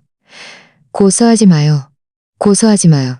이 일은 당신이 고소하지 말라고 한다고 해서 안 할 수 있는 일이 아니야. 최유라 씨는 갑자기 흥분하기 시작했습니다. 그녀는 집 안으로 돌진해 저를 가리키며 말했습니다. 다 당신 때문에 이민준이 나랑 헤어지고 나를 고소하려는 거야. 이 망할 년아. 내가 당신을 가만두지 않을 거야. 말하며 최유라 씨는 저에게 달려들어 때리려 했습니다. 저는 이미 대비하고 있었기에 옆으로 피했습니다. 최유라 씨는 허공을 휘두르다 넘어졌습니다. 그녀는 다시 유라 씨는 허공을 휘두르다 넘어졌습니다. 시어머니는 최유라 씨를 보고 얼굴빛이 어두워지시며 말씀하셨습니다. 최유라, 네가 감히 우리 집에 와서 난동을 부려? 내가 말하는데 우리는 이미 모든 증거를 모아놨어. 네가 여기서 계속 억지 부리면 우리는 지금 당장 경찰에 신고할 거야. 최유라 씨는 시어머니를 보고 조금 겁을 먹었지만 입으로는 여전히 지지 않으려 했습니다. 신고하면 신고하는 거지. 내가 당신들을 무서워할 줄 알아? 당신들이 내 돈을 가로채고 나를 고소하려 하는데 내가 모든 사람들에게 당신들의 본색을 알릴 거야. 네 돈을 가로채? 시어머니는 싸늘하게 비웃으시며 휴대폰을 꺼내 녹음을 재생했습니다. 녹음에는 최유라 씨와 그녀의 대화가 담겨 있었고 내용은 모두 최유라 씨가 어떻게 민준 씨의 돈을 속여 빼앗고 저를 집에서 쫓아낼 계획을 세웠는지에 대한 것이었습니다. 최유라 씨는 녹음을 듣고 얼굴빛이 순식간에 변해 쓰였습니다. 이 돈은 네가 사기 수법으로 우리 집에서 빼앗아 간 거야. 이 돈은 네가 시어머니는 말씀하셨 줄은 몰랐던 것입니다. 시어머니는 말씀하십니다. 우리는 지금 우리 것을 되찾으려는 것뿐이야. 네가 똑똑하면 빨리 돈을 돌려줘. 안 그러면 법원의 판결이 내려지면 너는 돈을 돌려줘야 할 뿐만 아니라 법적인 책임까지 져야 할 거야. 그때는 후회해도 늦을 거야. 최유라 씨는 바닥에 주저앉아 울면서 말했습니다. 돈이 없어요. 돈을 다 써버렸어요. 명품 가방도 사고 호화로운 아파트도 임대했어요. 지금 수중에 돈이 한 푼도 없어요. 저와 시어머니는 모두 얼어붙었습니다. 최유라 씨가 이렇게 돈을 헤프게 썼을 줄은 몰랐습니다. 불과 몇 개월 만에 5억만 원이 넘는 돈을 다 써버리다니. 시어머니는 말씀하셨습니다. 최유라, 돈이 없다고 해도 우리가 방법이 없는 줄 알아? 네가 산 명품 가방, 명품 옷, 그리고 네가 임대한 아파트까지 우리는 모두 법원에 강제 집행을 신청해서 경매에 붙여 우리 돈을 갚는 데 쓸 수 있어. 최유라 씨는 완전히 당황했습니다. 그녀는 바닥에 무릎을 꿇고 저와 시어머니에게 머리를 조아리며 울면서 말했습니다. 어머니 김수진 씨, 제가 잘못했어요. 정말 잘못했어요. 제가 당신들 돈을 속이고 당신들 가정을 파괴해서는 안 됐어요. 한 번만 더 기회를 줄 수 없나요? 제가 나가서 일해서 천천히 돈을 갚아나갈게요. 저는 차갑게 말했습니다. 최유라, 기회는 우리가 이미 당신에게 줬어. 당신이 스스로 소중히 여기지 않은 거야. 이제 와서 이런 말을 해봐야 늦었어. 돈을 빨리 갚거나 아니면 법원의 소환장을 기다리거나 둘 중 하나야. 바로 그때 문 밖에서 노크 소리가 들렸습니다. 제가 문을 열어보니 경찰관 2명이 문 앞에 서 있었습니다. 경찰관은 말했습니다. 여기가 김수진 씨 댁인가요? 여기서 소란이 일어났다는 신고를 받고 왔습니다. 최유라 씨는 경찰관을 보고 온몸이 부들부들 떨렸습니다. 시어머니는 말했습니다. 경찰관님, 이 여자가 가짜 임신 수법으로 제 아들을 속여 우리 돈 5억만 원이 넘는 돈을 가로챘습니다. 우리는 이미 변호사를 선임해서 그를 고소했습니다. 오늘 여자가 또 우리 집에 조시했습니다. 오늘 여자가 또 우리 집에 와서 난동을 부리며 제 며느리를 해치려 했습니다. 최유라 씨는 울면서 말했습니다. 경찰관은 최유라 씨를 보며 말했습니다. 저 경찰서 안 갈래요. 저는 죄를 저지르지 않았어요. 놓아주세요. 경찰관은 말했습니다. 죄를 저질렀는지 아닌지는 당신이 결정할 일이 아닙니다. 경찰서에 가서 저희가 명확하게 조사할 겁니다. 말하고는 최유라 씨를 데리고 갔습니다. 최유라 씨가 경찰관에게 끌려가는 뒷모습을 보며 저는 드디어 한숨을 돌렸습니다. 이것은 시어머니의 반격의 첫걸음일 뿐이었습니다. 저는 앞으로 최어머니의 반격의 첫걸음일 뿐이었습니다. 시어머니는 문을 닫으시며 말씀하셨습니다. 수진아, 걱정 마. 경찰이 명확하게 조사할 거야. 우리도 계속 고소, 사건을 진행할 거야. 어떻게든 우리 것을 되찾을 거야. 저는 고개를 끄덕이며 말했습니다. 어머니, 고맙습니다. 그동안 수고 많으셨어요. 시어머니는 제 손을 토닥이며 말씀하셨습니다. 바보 같은 딸, 뭘 그렇게 객기 부리니. 너는 내 며느리야. 내가 너를 안 도우면 누가 너를 괴롭히려 들지 못할 거야. 밤에 저는 침대에 누워 드디어 편안하게 잠을 잤습니다. 비록 일이 완전히 해결된 것은 아니지만 최유라 씨는 이미 첫 번째 처벌을 받았다는 것을 알고 있었습니다. 앞으로 제가 해야 할 일은 법원의 판결을 기다리고 이민준 씨와 이혼 절차를 밟아 이 지긋지긋한 결혼 생활을 완전히 끝내고 새로운 삶을 시작하는 것이었습니다. 최유라 씨가 경찰에 끌려간 후 이틀이 채 안 되어 변호사가 우리에게 연락해 왔습니다. 경찰 조사 과정에서 최유라 씨의 더 많은 추악한 이면이 드러났으니 구체적인 상황을 알아보기 위해 한번 들러달라는 것이었습니다. 저와 시어머니가 법률사무소에 도착했을 때 이민준 씨도 이미 와 있었습니다. 그의 얼굴은 여전히 매우 어두웠습니다. 저와 시어머니가 들어오자 그는 먼저 일어나 어머니, 수진 씨 라고 말했습니다. 저는 그를 무시하고 자리를 찾아 앉았습니다. 시어머니는 고개를 끄덕이고 앉으셨습니다. 변호사는 조사보고서 한 부를 우리 앞에 놓으며 말했습니다. 경찰 조사에 따르면 최유라 씨는 이런 짓을 처음 저지른 것이 아닙니다. 그녀는 이전에 가짜 임신 수법으로 2명의 남자를 속여 그들에게서 적지 않은 돈을 가로챘습니다. 뭐라고요? 이민준 씨는 갑자기 고개를 들었고 그의 눈빛은 충격으로 가득했습니다. 그 여자가 다른 사람들도 속였다고요. 변호사는 고개를 끄덕이며 말했습니다.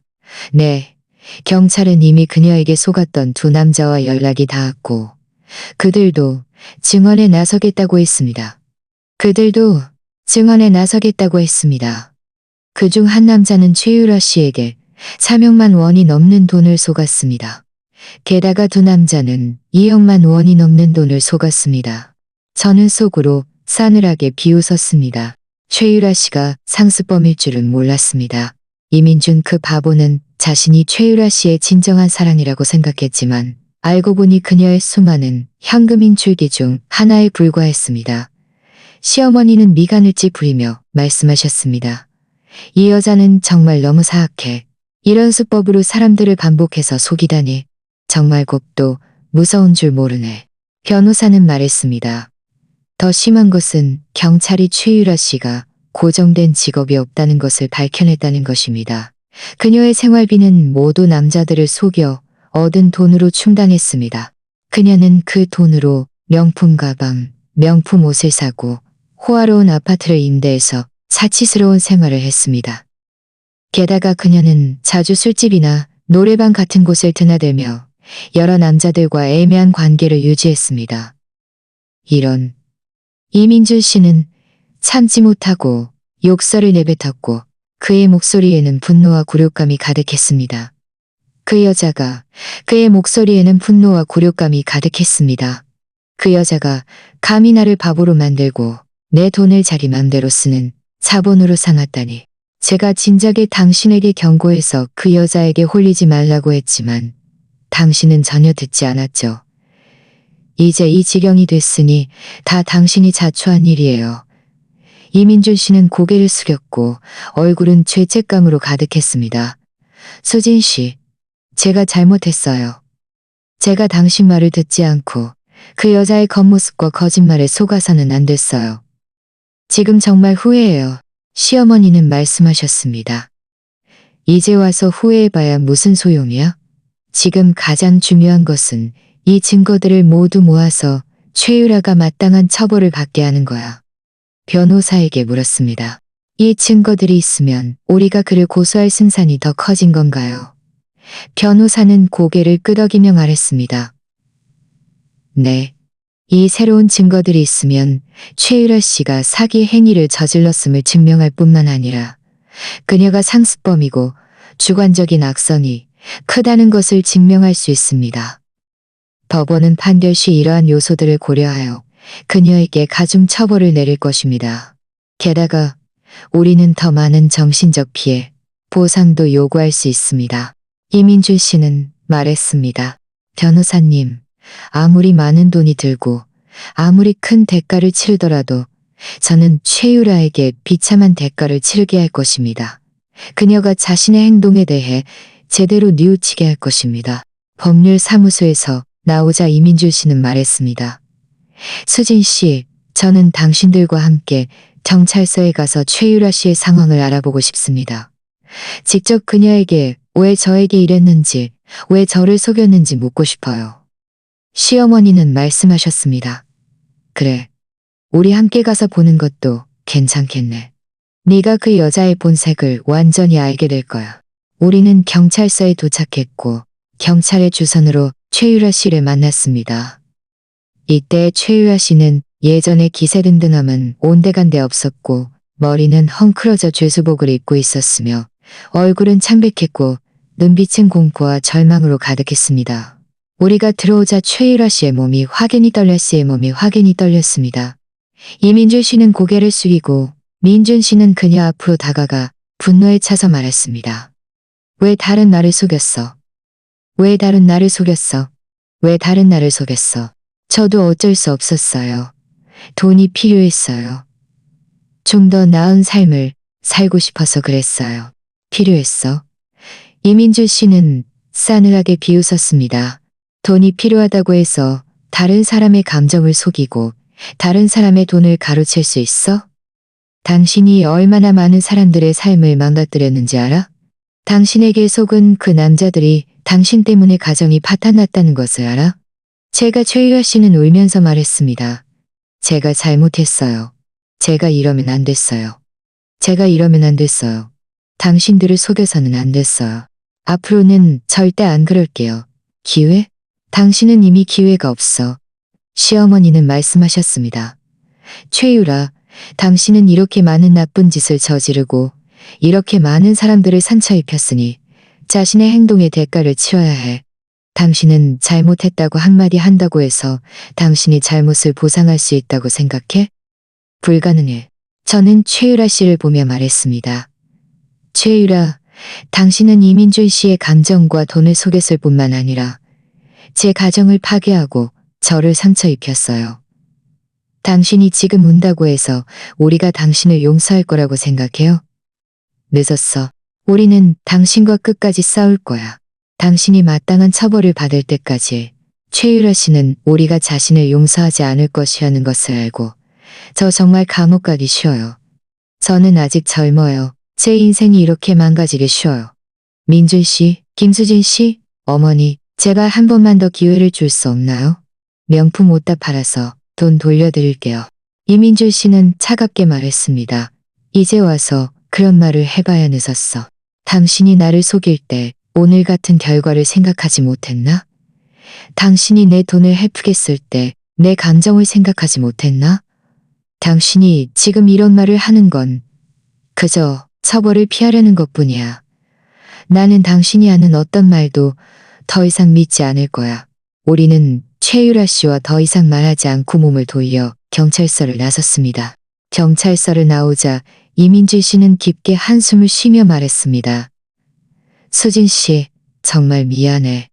내가 최유라에게 홀리지 않았다면 이렇게 많은 일이 생기지도 않았을 거고 당신들이 이렇게 많은 억울함을 겪지도 않았을 거야.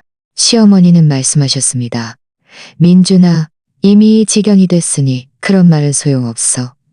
앞으로 네가 잘 처신해라. 수진아, 우리 집에 가자. 저는 고개를 끄덕이고 시어머니를 따라 민준 씨를 떠났습니다. 이민준 씨는 그 자리에 서서 우리의 뒷모습을 보며 죄책감과 절망으로 가득 찬 눈빛을 보냈습니다. 집에 돌아오자 시어머니는 말씀하셨습니다.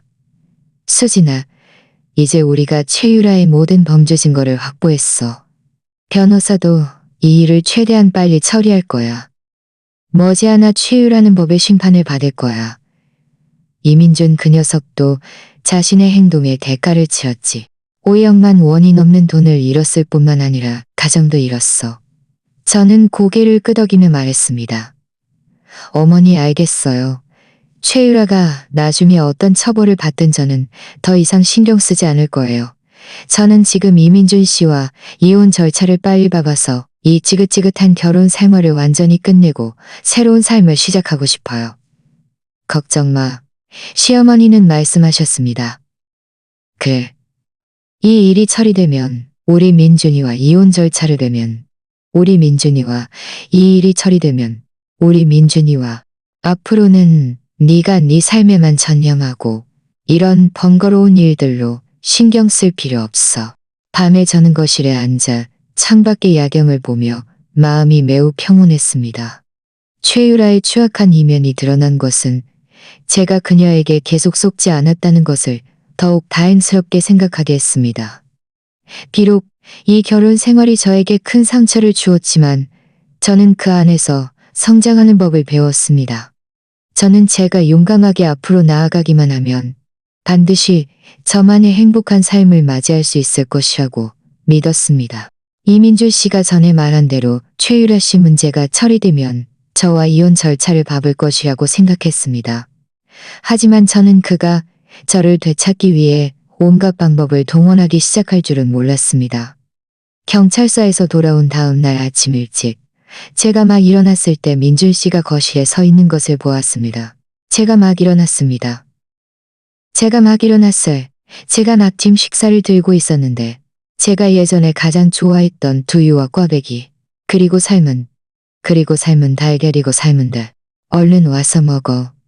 저는 그를 무시하고 곧장 화장실로 들어갔습니다. 이민준 씨의 미소는 얼굴에 굳어졌고 눈에는 실망감이 가득했습니다. 시어머니가 방에서 나오시다가 민준 씨를 보고 미간을 찌푸리며 말씀하셨습니다. 민준아, 왜 왔어? 회사에 가서 지내기로 했잖아. 이민준 씨는 말씀하셨습니다. 이제 와서 보상하고 싶다고? 진작에 뭐 했습니다. 어머니, 저는 돌아와서 두 분을 돌보고 싶어요. 예전에는 늘 수진 씨가 저와 어머니를 돌봤는데 민준아, 그냥 가봐. 여기서 수진이를 방해하지 마. 수진이는 이미 너와 이혼하기로 마음먹었어. 네가 아무리 되돌리려 해도 소용없을 거야. 이민준 씨는 가지 않고 아침 식사를 식탁에 놓은 채 제가 화장실에서 나올 때까지 기다렸습니다. 제가 나오자 저는 곧장 식탁으로 가서 앉아 시어머니가 준비해 주신 아침 식사를 먹기 시작했고 민준 씨가 사온 음식들은 완전히 무시했습니다. 이민준 씨는 제 옆으로 다가와 조심스럽게 말했습니다. 수진 씨, 제가 예전에 다 잘못한 걸 알아요. 제가 당신을 배신하고 최유라 그 사기꾼에게 홀려서는 안 됐어요. 저는 이미 그녀와 완전히 관계를 끊었고 앞으로는 다시는 그녀와 엮이지 않을 거예요. 한 번만 더 기회를 줄 수 없나요? 꼭 당신과 잘 살고 예전에 당신을 힘들게 했던 것들을 다 보상할게요. 저는 젓가락을 내려놓고 차갑게 그를 보았습니다. 이민준, 우리 사이에 아직 가능성이 있다고 생각해요? 당신이 나를 배신할 때 오늘 같은 결과를 생각하지 못했나? 제가 이미 당신에게 말했잖아요. 깨진 거울은 다시 붙일 수 없다고. 우리는 다시 과거로 돌아갈 수 없어요. 알아? 내가 알아. 내가 알아. 내가 너무 잘못했어. 이민준 씨의 목소리는 목에 메었습니다. 하지만 수진 씨, 우리는 결혼 9년이에요. 우리 사이에 9년이라는 세월이 담긴 감정이 있잖아요. 당신은 정말 이렇게 잔인하게 우리 오랜 감정을 다 버릴 건가요? 9년의 감정? 저는 싸늘하게 비웃었습니다. 이민준, 당신이 먼저 우리 감정을 버렸어요. 당신이 최유라를 데리고 집에 와서 그녀를 우리 안방에 살게 하고 나를 작은 방으로 내쫓을 때 우리 사이에 9년이라는 감정이 있다는 것을 생각하지 못했나? 당신이 우리 공동 재산을 최유라에게 아낌없이 송금할 때 우리 사이에 9년이라는 감정이 있다는 것을 생각하지 못했나? 이민준 씨는 고개를 숙이고 죄책감에 가득 차서 말했습니다. 제가 잘못했어요. 그때 제가 그 여자에게 홀려서 그런 망할 짓을 저질렀어요. 수진 씨, 다시 한 번만 저를 믿어줘요. 제가 꼭 고칠게요. 저는 이미 최유라를 제 삶에서 완전히 지웠어요. 앞으로는 꼭 당신에게 잘하고 이 가정이 잘할게요. 저는 일어나 말했습니다. 이민준, 더 이상 헛수고하지 마요. 저는 당신을 용서하지 않을 거고 당신과 계속 살지도 않을 거예요. 그냥 가봐요. 여기서 시간 낭비하지 말고요. 이민준 씨가 또 다른 말을 하려는데 시어머니가 다가와 그를 문 쪽으로 밀었습니다. 민준아, 빨리 가. 수진이가 너를 보고 싶어 하지 않아. 네가 여기 있으면 오히려 수진이를 더 힘들게 할 뿐이야. 이민준 씨는 시어머니에게 떠밀려 문 밖으로 나갔습니다. 그는 문 앞에 서서 큰 소리로 말했습니다. 수진 씨, 저는 포기하지 않을 거예요. 꼭 당신에게 용서받을 거예요. 저는 그를 무시하고 몸을 돌려 부엌으로 들어가 시어머니를 도와 식탁을 치웠습니다. 시어머니는 말씀하셨습니다. 수진아, 저 사람이 지금 저런 말을 하는 건 후회해서 그런 거지. 정말 너를 아직 사랑해서 그런 거지. 정말 너를 아직 사랑해서 그런 게 아니야. 저 사람의 거짓말에 절대 홀리지 마. 저는 고개를 끄덕이며 말했습니다. 어머니, 알겠어요. 저는 더 이상 그 사람이 하는 어떤 말도 믿지 않을 거예요. 이민준 씨가 쫓겨난 후에는 더 이상 저를 방해하지 않을 것이라고 생각했습니다. 하지만 저는 그가 매일 집으로 찾아오기 시작할 줄은 몰랐습니다. 때로는 아침 식사를 가져오고, 때로는 과일을 가져오고, 때로는 집안일을 돕기도 했습니다. 하지만 저는 한 번도 그에게 대꾸하지 않았습니다. 그가 하는 이 모든 행동은 제게는 그저 우스꽝스러울 뿐이었습니다. 어느 날 제가 퇴근하고 집에 돌아오니 이민준 씨가 부엌에서 요리를 하고 있었습니다. 제가 예전에 쓰던 앞치마를 두르고 서툴게 요리를 하고 있었습니다. 제가 돌아오자 그는 환한 미소를 지으며 말했습니다. 수진 씨, 돌아왔어? 내가 당신이 가장 좋아하는 돼지갈비찜이랑 새콤달콤한 돼지고기 요리를 만들었어. 곧 따들 거야. 저는 그를 무시하고 곧장 작은 방으로 들어갔습니다. 시어머니가 방에서 나오시다가 이민준 씨가 부엌에서 요리하는 것을 보고 화를 내시며 말씀하셨습니다. 민준아, 왜 또 왔어? 내가 너에게 수진이 삶을 더 이상 방해하지 말라고 말했잖아. 이민준아, 왜 또 이상 방해하지 말라고 말했잖아. 이민준 씨는 말했습니다. 어머니, 저는 그냥 수진 씨에게 그냥 수진 씨에게 보상? 시어머니는 말씀하셨습니다. 네가 지금 이런 짓을 해봐야 무슨 소용이야. 네가 수진이를 힘들게 할 때는 보상할 생각도 안 했나? 민준아, 그냥 가봐. 여기서 자기기만 하지 말고. 이민준 씨는 가지 않고 밥을 끝까지 만들었습니다. 그는 음식을 식탁에 가져다 놓은 후 작은 방문 앞으로 가서 조용히 문을 두드렸습니다. 수진 씨, 밥 다 됐어. 나와서 좀 먹어. 저는 문을 열지 않았고 저는 문을 열지 않았고 며칠 후 변호사가 우리에게 연락해 최유라 씨 사건에 새로운 진전이 있다고 말했습니다. 최유라 씨는 사기죄 혐의로 이미 검찰에서 구속영장이 발부되었고 그녀 명의의 명품 가방, 명품 옷 등은 이미 경찰에 압류되어 경매에 붙여져 우리 돈을 갚는 데 쓰일 예정이라는 것이었습니다. 저와 시어머니가 법률 사무소에 도착했을 때 민준 씨도 와 있었습니다. 변호사는 관련 법률 문서를 썼습니다. 변호사는 관련 법률 문서입니다. 여러분의 이혼 사건도 이제 준비를 시작할 수 있습니다. 이민준 씨는 변호사가 이혼 사건 준비를 시작할 수 있다고 말하자 얼굴빛이 순식간에 변했습니다. 그는 제 손을 붙잡고 다급하게 말했습니다. 수진 씨, 우리 이혼하지 마. 안 돼? 최유라 씨는 이미 마땅한 처벌을 받았잖아. 우리 다시 시작하자. 꼭 당신과 잘 살 거야. 저는 그의 손을 힘껏 부리치며 말했습니다. 이민준, 더 이상 꿈꾸지 마요. 저는 당신과 다시 시작하지 않을 거예요. 이민준 씨는 제 태도가 단호한 것을 보고 갑자기 무릎을 꿇고 울면서 말했습니다. 수진 씨, 제가 잘못했어요. 한 번만 더 기회를 주세요. 저는 당신 없이는 살 수 없어요. 이 집 없이는 살 수 없어요. 이 집 없이는 살 수 없다고요.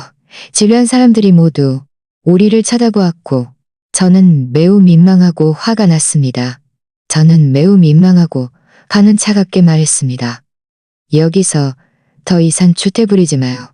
얼른 일어나요. 얼른 일어나요. 수진이가 이미 너와 이혼하기로 마음먹었으니 너는 그녀의 선택을 존중해야 해. 이민준 씨는 일어나지 않고 여전히 바닥에 무릎을 꿇고 울면서 말했습니다. 저는 일어나지 않을 거예요. 수진 씨가 저를 용서하고 저와 이혼하지 않겠다고 동의하지 않는 한 바로 그때 변호사가 다가와 말했습니다. 이 씨, 긴정하세요. 결혼은 자유입니다. 김수진 씨는 이혼을 요구할 권리가 있습니다. 계속 이렇게 붙잡고 늘어지면 문제 해결에 도움이 되지 않을 뿐만 아니라 법을 위반할 수도 있습니다. 이민준 씨는 변호사의 말을 듣고 몸이 확연히 굳어졌습니다. 그는 천천히 고개를 들고 저를 보았고 그의 눈빛은 절망으로 가득했습니다. 그는 아무리 애원해도 제가 자신을 용서하지 않을 것이라는 것을 알았습니다. 이민준 씨는 천천히 일어나 눈물을 닦으며 말했습니다. 수진 씨, 제가 아무리 애원해도 당신이 저를 용서하지 않을 것이라는 걸 알아요. 하지만 저는 정말 후회해요. 당신을 배신하고 당신에게 상처를 준 것을 후회해요. 만약 시간을 되돌릴 수 있다면 저는 절대 그런 망할 짓을 다시는 저지르지 않을 거예요. 저는 아무 말도 하지 않고 몸을 돌려 변호사에게 말했습니다. 변호사님, 이혼 문제는 수고스럽겠지만 잘 부탁드려요. 최대한 빨리 관련 서류를 준비해서 이혼 절차를 밟고 싶어요. 변호사는 고개를 끄덕이며 말했습니다. 네, 김수진 씨. 최대한 빨리 관련 서류를 준비해 드릴게요. 법률사무소에서 나오자 이민준 씨는 더 이상 저를 귀찮게 하지 않고 그저 말없이 우리 뒤를 따랐습니다. 집 문 앞에 도착하자 그는 걸음을 멈추고 말했습니다. 수진 씨, 저 갈게요. 앞으로 다들 몸조리 잘하세요. 저는 뒤돌아보지 않고 곧장 집 안으로 들어가 문을 닫았습니다. 저는 이번에는 이민준 씨가 정말 포기했다는 것을 알았습니다. 굳게 닫힌 문을 보며 제 마음은 아무런 동요도 없었습니다. 저는 그와 빨리 이혼 절차를 마치고 이 지긋지긋한 결혼 생활에서 완전히 벗어나 저만의 새로운 삶을 시작하고 싶을 뿐이었습니다. 시어머니는 제 손을 토닥이며 말씀하셨습니다. 수진아, 너무 많이 생각하지 마. 이혼 절차는 금방 끝날 거야. 앞으로는 네가 네 삶에만 전념해. 엄마가 늘 너와 함께 있을 거야. 저는 고개를 끄덕이며 말했습니다. 어머니, 고맙습니다. 어머니가 제 옆에 계시니 저는 아무것도 두렵지 않아요. 밤에 저는 침대에 누워 마음이 매우 평온했습니다. 비록 이 결혼 생활이 저에게 큰 상처를 주었지만 저는 그 안에서 성장하는 법을 배웠다는 것을 알고 있었습니다. 저는 제가 용감하게 앞으로 나아가기만 하면 반드시 저만의 행복을 맞이할 수 있을 것이라고 믿었습니다. 그 후의 날들은 모든 것이 순조롭게 진행되었습니다. 변호사는 곧 우리에게 이혼에 필요한 모든 서류를 준비해 주었습니다. 저와 이민준 씨는 이혼 절차를 밟을 시간을 정했고 최유라 씨의 사건은 드디어 법원의 판결을 맞이했습니다. 재판이 열리는 날 저와 시어머니, 이민준 씨 모두 법정에 갔습니다. 최유라 씨는 죄수복을 입고 교도관에게 이끌려 법정으로 들어왔습니다. 예전에 화려하고 빛나는 모습은 온데간데였고 오직 초췌하고 두려움에 가득 찬 얼굴만 남아 있었습니다. 법정에서 검사는 최유라 씨의 범죄 사실을 자세히 진술했습니다. 그녀는 불법적인 이득을 취할 목적으로 여러 차례 가짜 임신 수법으로 타인의 재산을 가로챘고 관련 금액은 1억억 원이 넘어 사기 금액이 특별히 크며 상습범이고 주관적인 악성이 매우 강하다는 것이었습니다. 최유라 씨에게 속았던 피해자들도 모두 법정에 와서 증언했습니다. 그들은 한 명 와서 증언했습니다. 그들은 한 명 눈물을 흘리며 자신들이 속았던 경험을 이야기했습니다. 어떤 이는 최유라 씨에게 했습니다. 그들의 이야기를 들으면서 저는 저와 시어머니가 최유라 씨의 사기극을 제때 폭로하여 더 큰 피해를 막았다는 것을 더욱 다행스럽게 생각했습니다. 최유라 씨는 법정에서 목 놓아 울며 끊임없이 뉘우치며 자신이 잘못했다고 법원에 관대한 처벌을 내려달라고 애원했습니다. 하지만 그녀의 뉘우침은 피해자들의 고통 앞에서 너무나도 창백하고 무력해 보였습니다. 결국 법원은 모든 요소들을 종합적으로 고려하여 최유라 씨에게 징역 10년과 벌금 5천만 원을 선고했습니다. 동시에 그녀가 가로챈 모든 사기 이득, 즉 우리 집에서 빼앗아간 5억 6천만 원을 환불하도록 명령했습니다. 판결을 듣는 순간 최유라 씨는 피고석에 그대로 쓰러졌고 끊임없이 감옥 가기 싫어요 라고 외쳤습니다. 하지만 교도관은 그녀가 저항할 틈도 주지 않고 곧장 그녀를 끌고 갔습니다. 저는 그녀가 가십니다. 저는 그녀가 가는 뒷모습을 보며 아무런 연민도 느끼지 못했습니다. 이 모든 것입니다.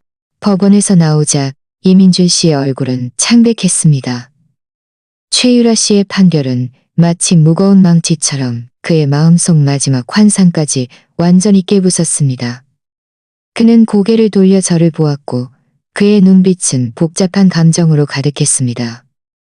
죄책감, 후회, 그리고 약간의 아쉬움도 있었습니다. 하지만 그는 결국 아무 말도 하지 않고 그저 깊게 한숨을 쉬며 말없이 몸을 돌려 떠났습니다. 이혼 절차를 밟는 날, 날씨는 매우 좋았습니다. 햇살은 밝게 내리쬐었고 저와 이민준 씨는 구청 민원실에 앉아 있었지만 분위기는 숨 막힐 듯 했습니다. 담당 직원이 우리의 서류를 확인한 후 우리에게 정말 이혼할 것인지 아직 되돌릴 여지는 없는지 물었습니다. 이민준 씨는 고개를 들어 마지막 기대감을 담은 눈빛으로 저를 보았습니다.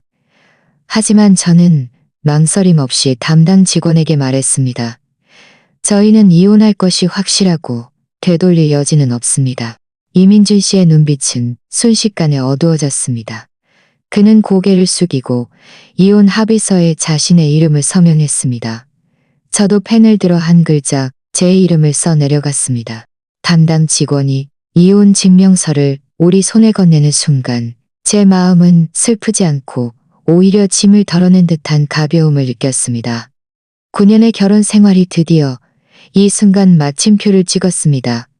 배신과 상처로 가득했던 이 결혼 생활은 드디어 완전히 끝났습니다.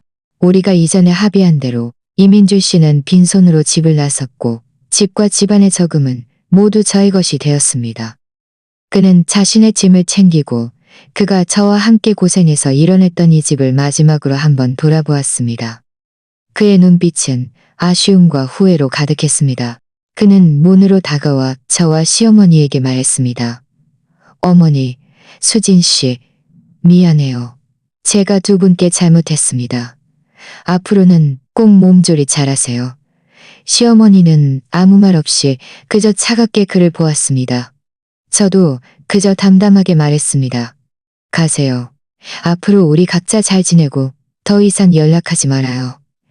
이민주 씨는 고개를 끄덕이고 몸을 돌려 나갔습니다. 그의 쓸쓸한 뒷모습을 보며 제 마음은 아무런 동요다. 그의 쓸쓸한 뒷모습을 보며 제 마음은 아무런 동요다. 이 모든 것은 그가 자초한 일이었고 남을 탓할 수 없었습니다. 최유라 씨 명의의 명품 가방, 명품 옷 등이 경매에 붙여진 후 총 1억 8천만 원이 모였습니다. 비록 그녀가 가로챈 5억 6천만 원과는 아직 큰 차이가 있었지만 변호사는 법원이 그녀의 다른 재산을 계속 추적할 것이며 발견 즉시 강제 집행할 것이라고 말했습니다. 설령 그녀가 지금 돈이 없더라도 출소 후에는 남은 빚을 계속 갚아야 할 것입니다. 이혼 후의 날들은 저와 시어머니는 매우 평온하게 보냈습니다. 시어머니는 여전히 예전처럼 저를 친딸처럼 대해주셨습니다. 우리는 함께 장을 보고 밥을 해먹고 함께 산책하며 이야기를 나누었습니다. 집안 분위기는 따뜻하고 화목했습니다. 저는 저 자신을 다시 찾았고 그 실패한 결혼 생활 때문에 더 이상 슬퍼하거나 힘들어하지 않았습니다. 대신 모든 에너지를 일과 삶에 쏟았습니다. 제가 좋아하는 새로운 일을 찾았고 일과 여가 시간에는 요가 수업과 플라워 클래스를 수강했습니다. 매일의 삶은 알차고 즐거웠습니다. 주변 친구들은 제가 마치 다른 사람으로 변한 것 같다고, 더 자신감 있고 여유로워졌다고 말했습니다. 어느 날 저는 우연히 친구로부터 이민주 씨의 소식을 들었습니다. 이혼 후 이민주 씨의 삶은 매우 불우했습니다.